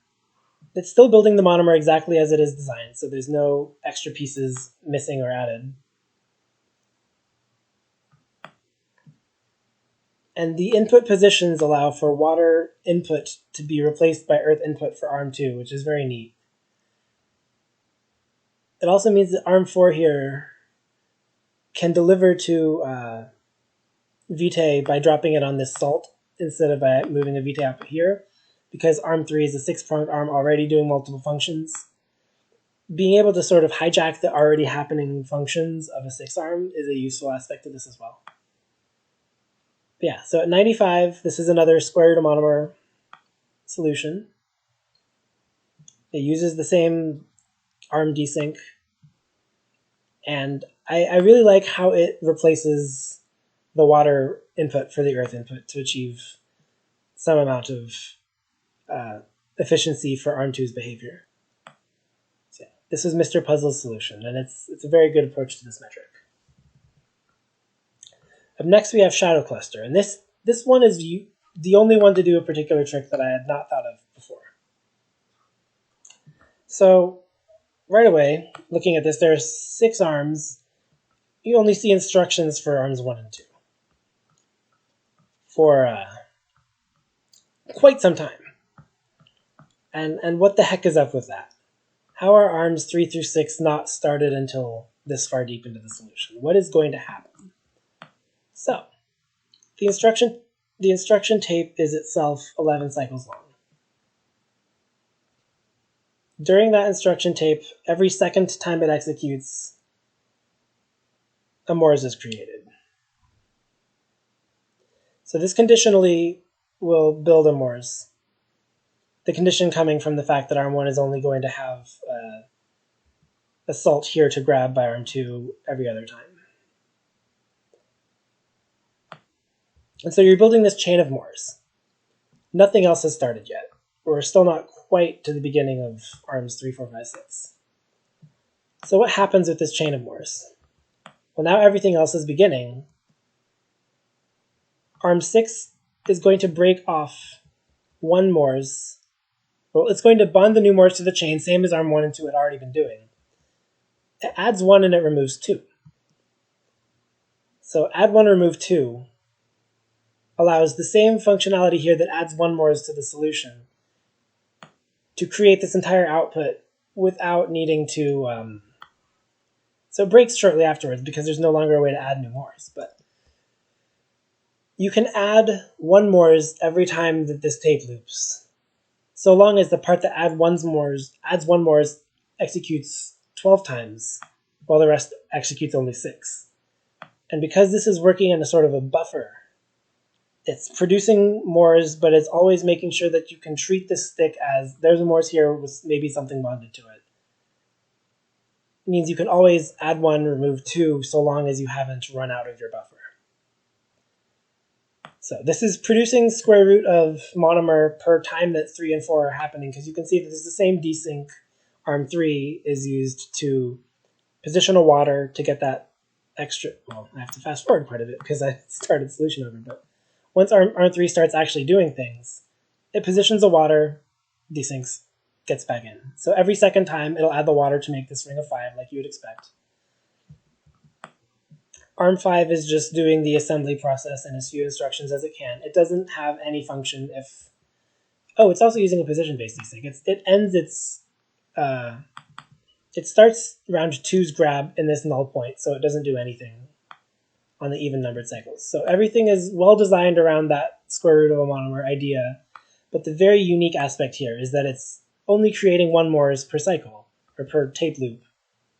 Or it's creating 1 Morse per 1 ring in the infinite limit, but it manages to create as arbitrarily many outputs as you need before crashing by just running this buffer longer and delaying longer before 3, 4, 5, and 6 begin.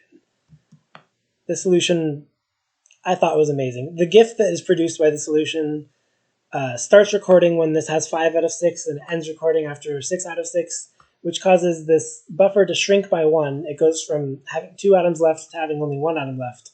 But then the GIF looping causes another Morse to just reappear because it doesn't have any concept of state in the GIF recorder. It only looks at cycles. It assumes that a solution that is made is going to loop properly and not do anything crazy like the solution is doing. So I really like seeing this. It's defying the expectations of the game several years after its creation and performing really well for a specific awkward metric that was relevant to this week. So with 92 for the score, this is 90, sorry. This is 90 for the score for Shadow Cluster. I think there was an earlier 92. Yes, so a score of 90. Very good job by Shadow Cluster. If that didn't break your brain enough, there's another 90 submitted by Rolomni. And I'll just point you to this metric score before. So it's 300 cost and 30 instructions. So it's 60 from the cost points, 30 from the instruction points. But it takes 3,121 cycles and 1,770 area. So what the heck is about to go on? We see the number of instructions is 30. It's really, really small. What we don't get a sense of right away is how many times it has to loop before creating one output. In fact, where is the output? Where is that sucker? It's way over here. There's some bonders. All the instructions are happening over here. There's this one bonder we started centered on, and this one arm up above. So, having gotten a slightly better sense of what the solution looks like, let's watch it. So arm 1 gets into a steady state where every time it's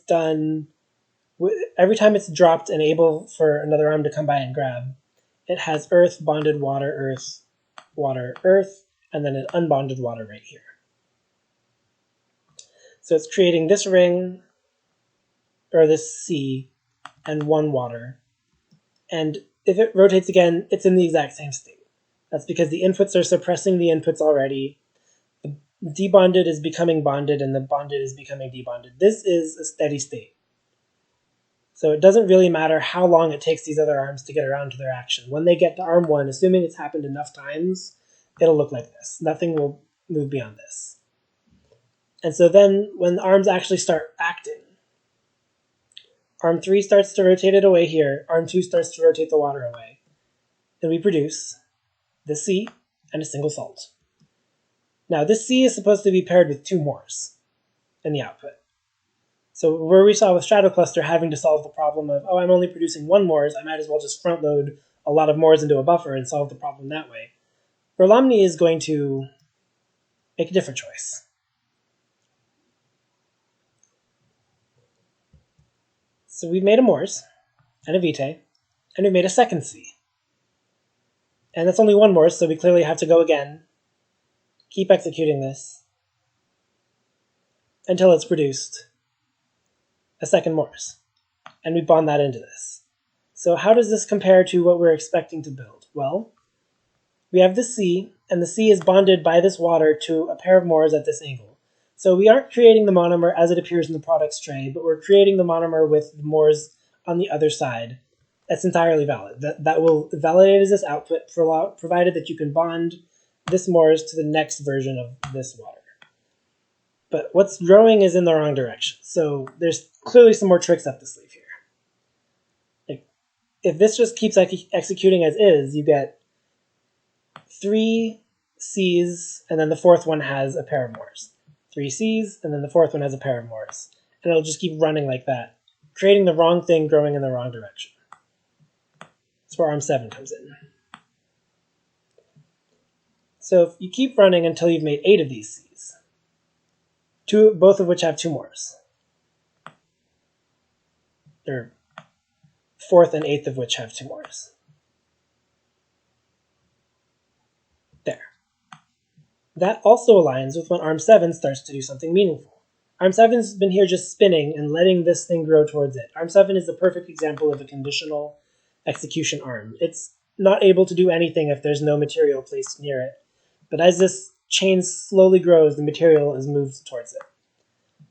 The very first thing that happens is it rotates it to here. And then it does a grab pivot move to slide it over by 2, and does another grab pivot move the next time around to slide it over by 2 more. And at that point, and only that point, this bond is broken.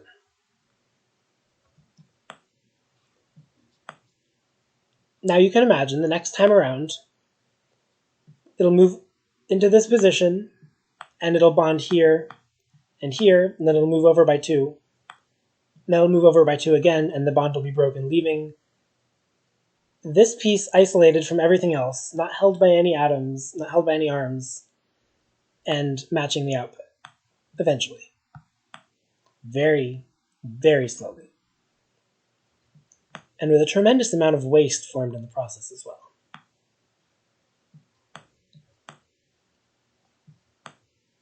This solution takes 48 copies of this instruction tape to produce 1 monomer. 6 copies of the tape will produce a C and a salt. The salt is processed so that after that happens 4 times, it makes a mores, and then the 24 that it takes to make 2 mores has to, for some reason, happen yet another time before it can be added to the output. I'm not altogether sure that I understand why it needs to double after it's gone 24 times.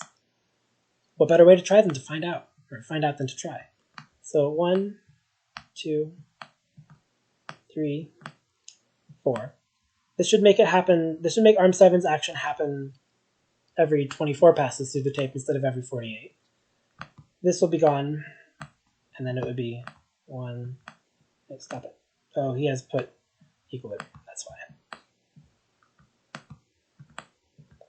1, 2, 3, 4. So this should be effectively identical, but only take 24 spins before it gets through ARM7 acting once. So this is my attempt to answer the question what gives, because it was weighing on me when I saw the solution for the first time. Okay, that's one.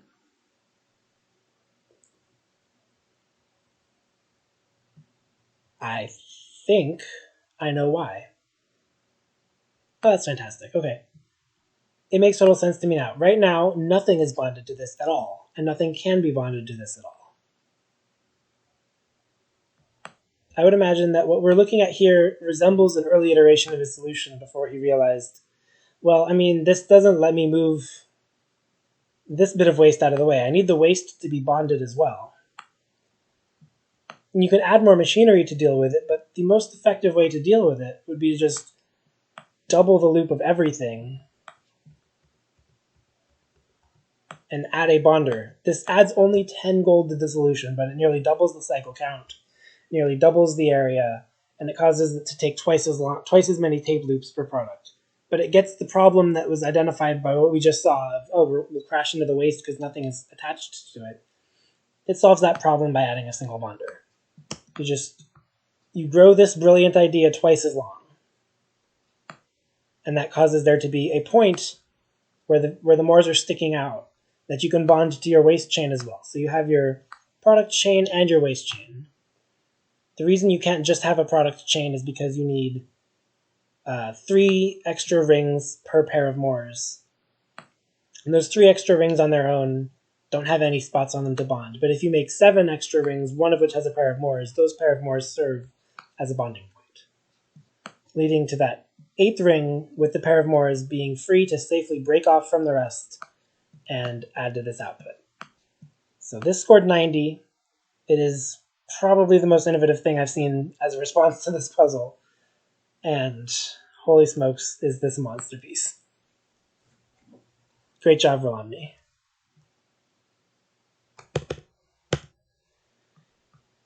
So Feindeer, it was kind of interesting from my perspective, because Rolomni was sending message after message as he chopped that solution down from the low 100s all the way down to 90 in his submissions, and Feindeer at around the same point sent me a message saying, I hope this is somewhat competitive with a solution that scored 89.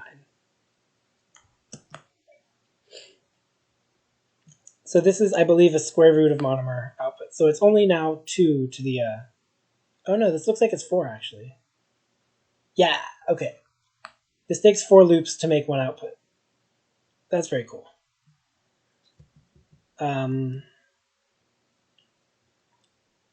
It's largely solved by conditional logic.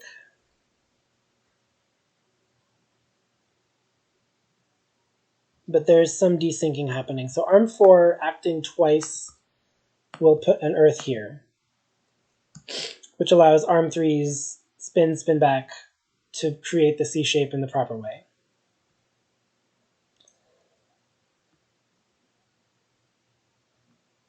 And yeah, so now this C shape is made. Meanwhile, ARM1 acting twice will put a salt here. So acting 4 times will put 2 salt here. ARM2 will have the same process to put 2 salt here. And that means every second time that this tape loop executes, there will be a mores available for ARM5 to grab. If there's not a mores there, ARM5's action is meaningless, and that's okay.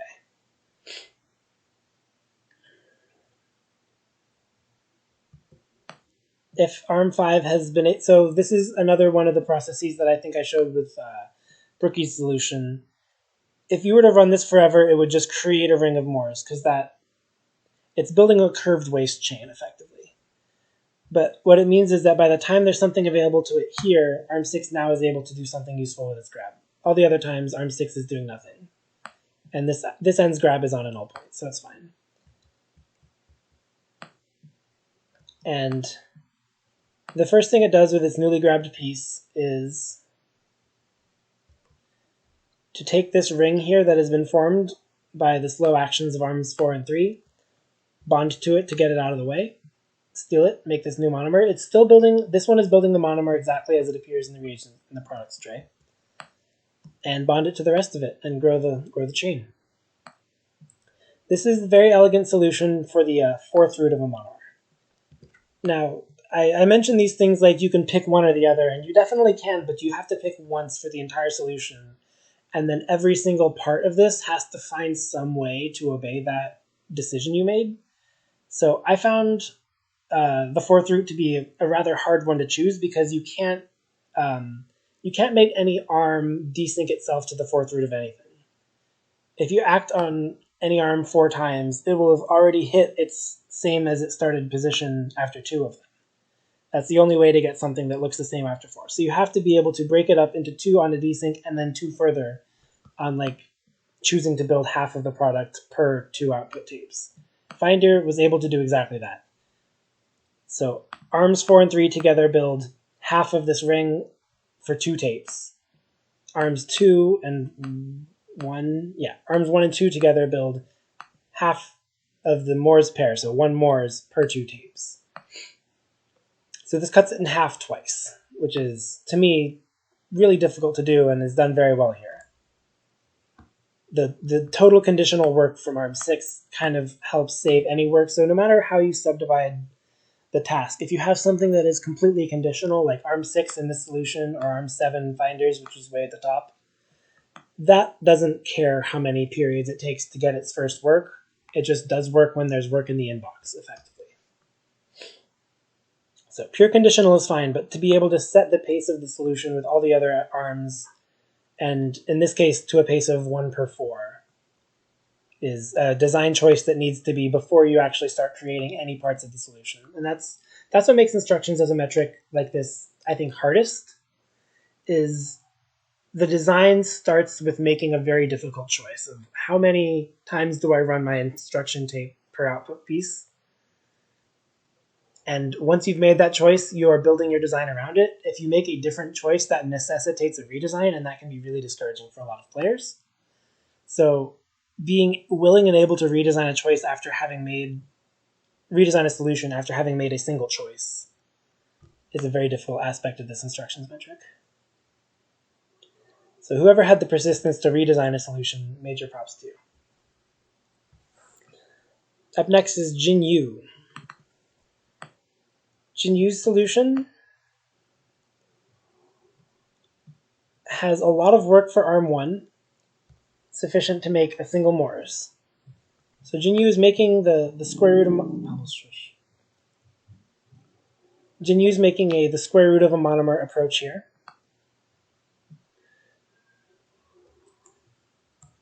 ARM3 has a half period desync where it ends in the bottom position every other and the top position every other. And building the exact monomer but backwards, probably just due to easier bonding given the angles that the arms are swinging things. So how does the extra water make it in? I'm curious.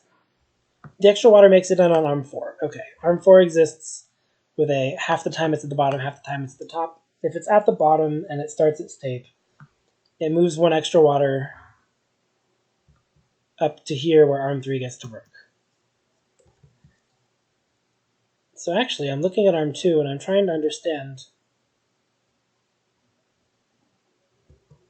Interesting. At the beginning of the solution, there are no atoms here. But by having ARM2 start when it does, like ARM2 I think would ideally start 1 tape loop later in my interpretation of this solution, because these 2 atoms being here is kind of a precondition for the rest of the stuff to work. There's basically implicit storage by having ARM2 start earlier and rotate in the direction that it does, which means that for every point after the beginning of the solution, there will be two atoms here that are kind of out of the way. And that allows ARM3 to extract the C shape from on top of these two inputs, which prevents it from needing to collide with anything, because ARM2 solves the collision problem, moving this bonded pair back on top of the inputs, so that ARM3 can rotate it out in the forwards direction. I think the large number of instructions used by ARM1 to fill the animismus glyph is probably the largest shortcoming of the solution. Everything else is solved extremely elegantly, and the cost is only 225, which puts it very much on the low end of the costs of submissions from this week. So yeah, this is a very elegant solution. I think the usage of ARM2 here is saving quite a bit of uncomfortable effort of getting the C around the other pieces. This was Jinyu's solution, and it's 4th place. Up next is Pentapig. Yeah, we're hearing the names Jinyu and Pentapig well before 1st place, but these two still have very good submissions. Pentapig wins the lowest number of instructions among anyone who submitted. This solution has only 23 instructions. It does, however, have a significant amount of tracks. It's taking the min instructions approach, where an arm acting by advancing on a track gets to do very different work depending on which position in the track it is in. And the particular track shape with these two inputs in the middle that ARM1 gets to take will bond to water, earth, water, earth. It reuses this bonder, which is a good cost-saving approach. But yeah, this track is of length 80 gold, so 16. There are 16 track segments, and it advances once. So it necessarily takes 16 loops of this instruction tape before it's actually in the same state as it was before. This is a 16th of a monomer desync. ARM2 here is on a track of length 40 gold, so 8. It has rotations that balance back out, so it's not multiplying by any rotation factor, but there are 2 pluses. So every 4 times through this loop, ARM2 will grab an earth and put it into here, which makes sense. There are 4 salts to deliver per C. So yeah, ARM2 is going to be creating the 2 mores and outputting the 2 vitae all by itself. Yep, so there are the 2 mores. ARM1 has built 1 C in the time that it's taken ARM2 to grab 4 earth and turn it into 2 mores with the help of ARM3. ARM3 gets to do effectively conditional logic. If there is a mores there, it puts it in this multi-bonder and it moves any existing mores around itself. But there has to be some actual timing synchronization in order to get this to work.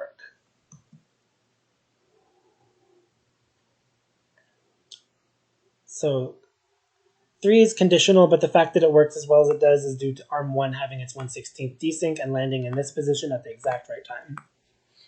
Once this combination has actually made this, ARM3's desync allows it to deliver it even further to get it more into a better position. ARM4 just has conditional logic to add it to the waste, or add it to the chain and get it to validate.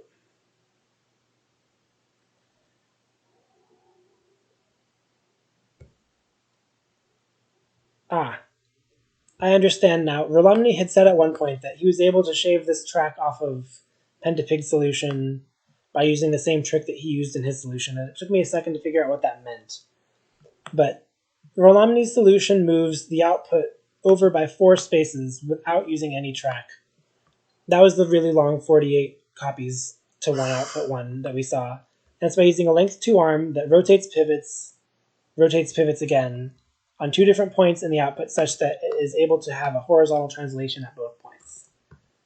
So I can definitely believe that there is a way to replace this 3-length arm on a single track whose goal is to move the output by 4, with a single length 2 arm taking possibly 1 more instruction but 2 fewer track and come out slightly ahead. So I won't try to figure it out, but I can believe that it exists. I think Rolami's solution to getting the product movement was it's optimal for what it is attempting to do. So yeah, Pentapig's solution is the third place finisher. Although I haven't seen my own solution. I'm counting mine when I'm looking at the placements. So Pentapig scored second place points. Next solution up is mine. I did not win. I didn't expect to win at all because I didn't think I had any intuition for this. But I have 40 instructions, 215 costs, so 83 for my score, which beats Pentapig's 87. So this is my 83. It's only a square root of monomer output. It's just, I feel like I tried to find a very cost-effective way to do all the conditional work that I needed to do. So the first thing that I did when I was creating my solution was notice that ARM1 can itself handle the extra water that it needs to run this.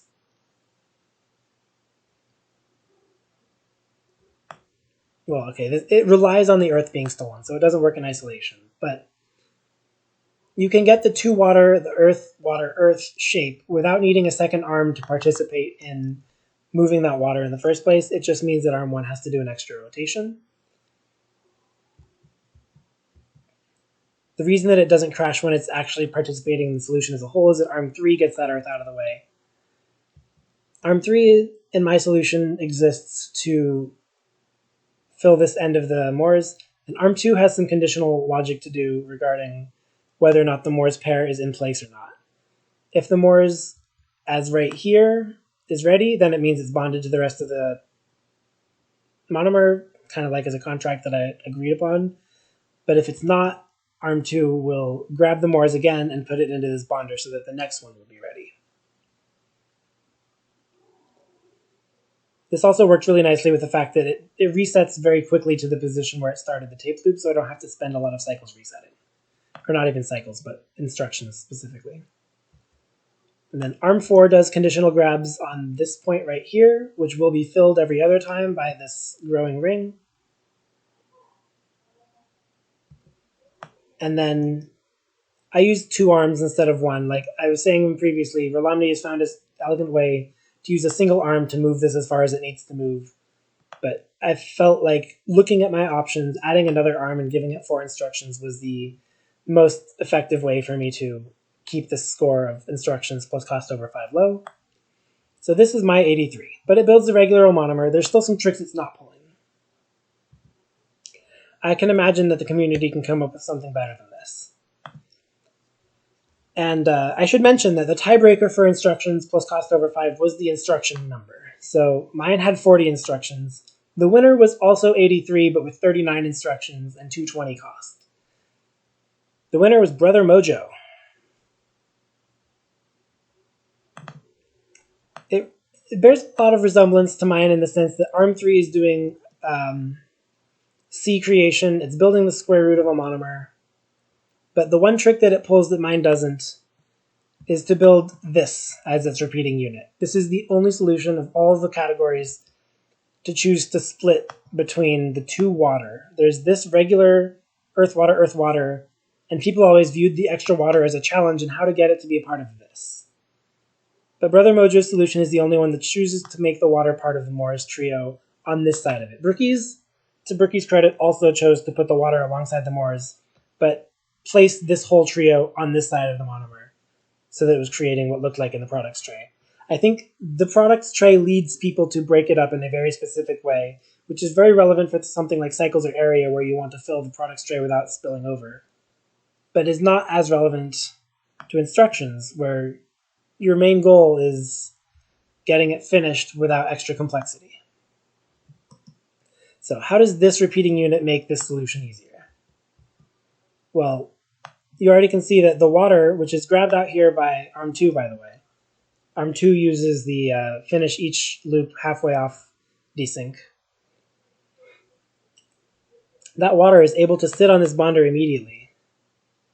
It takes a pivot, which is already done conditionally by ARM5, to create this growing ring structure, which is the slide it, push it, pivot it thing, which will happen kind of automatically with a small number of instructions. It builds the ring, but the first element of the ring is the water that was put there. So that causes the ring to include the water, put it in the right spot for bonding without any extra complexity. The reason I'm kind of surprised that this solution won, however, even with all of this nice breakdown of the product in a way that that allows very simple motifs to solve it, is the fact that ARM1 is still not following anything resembling a simple motif. ARM1 is the 6 arm on a track delivering salts manually for 1 Mors. It is taking advantage of the fact that it's a 6 arm to use the extra grabber to deliver vitae incidentally, but it still is quite a lot of track, arm, and instructions spent just on moving to the Mors. I tried to redesign the solution like 5 or 6 times after getting it, see if I could do any better, given that I needed an animismus glyph which was in range of this move pivot instruction to get the ring built. I couldn't improve upon it. So either this is kind of a local minimum, or there's something no one has seen yet that's way better at building this Mors in this position, which will save this significantly more. But this is the first place solution. So anything the community finds that improves upon this or upon any of the other ideas would be a new record not before seen. And I would be really curious to see this metric, instructions plus cost over 5, pushed even lower than it was by the 10 days we gave the people to actually solve it. So that's an open question. How low can this metric go? It's extremely unexplored problem space because the production puzzles where instructions are actually tracked necessarily cannot be infinites. So I thought, infinites with instructions is like completely unexplored territory. Never mind throwing in a sum weighting where it can actually also factor into your cost. There's a lot to explore here, and I have no idea if this is close to the limits. But no matter what the limits are, the winner of this actual tournament submission was Brother Mojo's solution, shown right here. A score of 83 and taking 39 instructions. So it's very well balanced also, in terms of how much score it was portioned on cost and how much was portioned on instructions. Stay tuned for week 4's analysis video coming up very soon.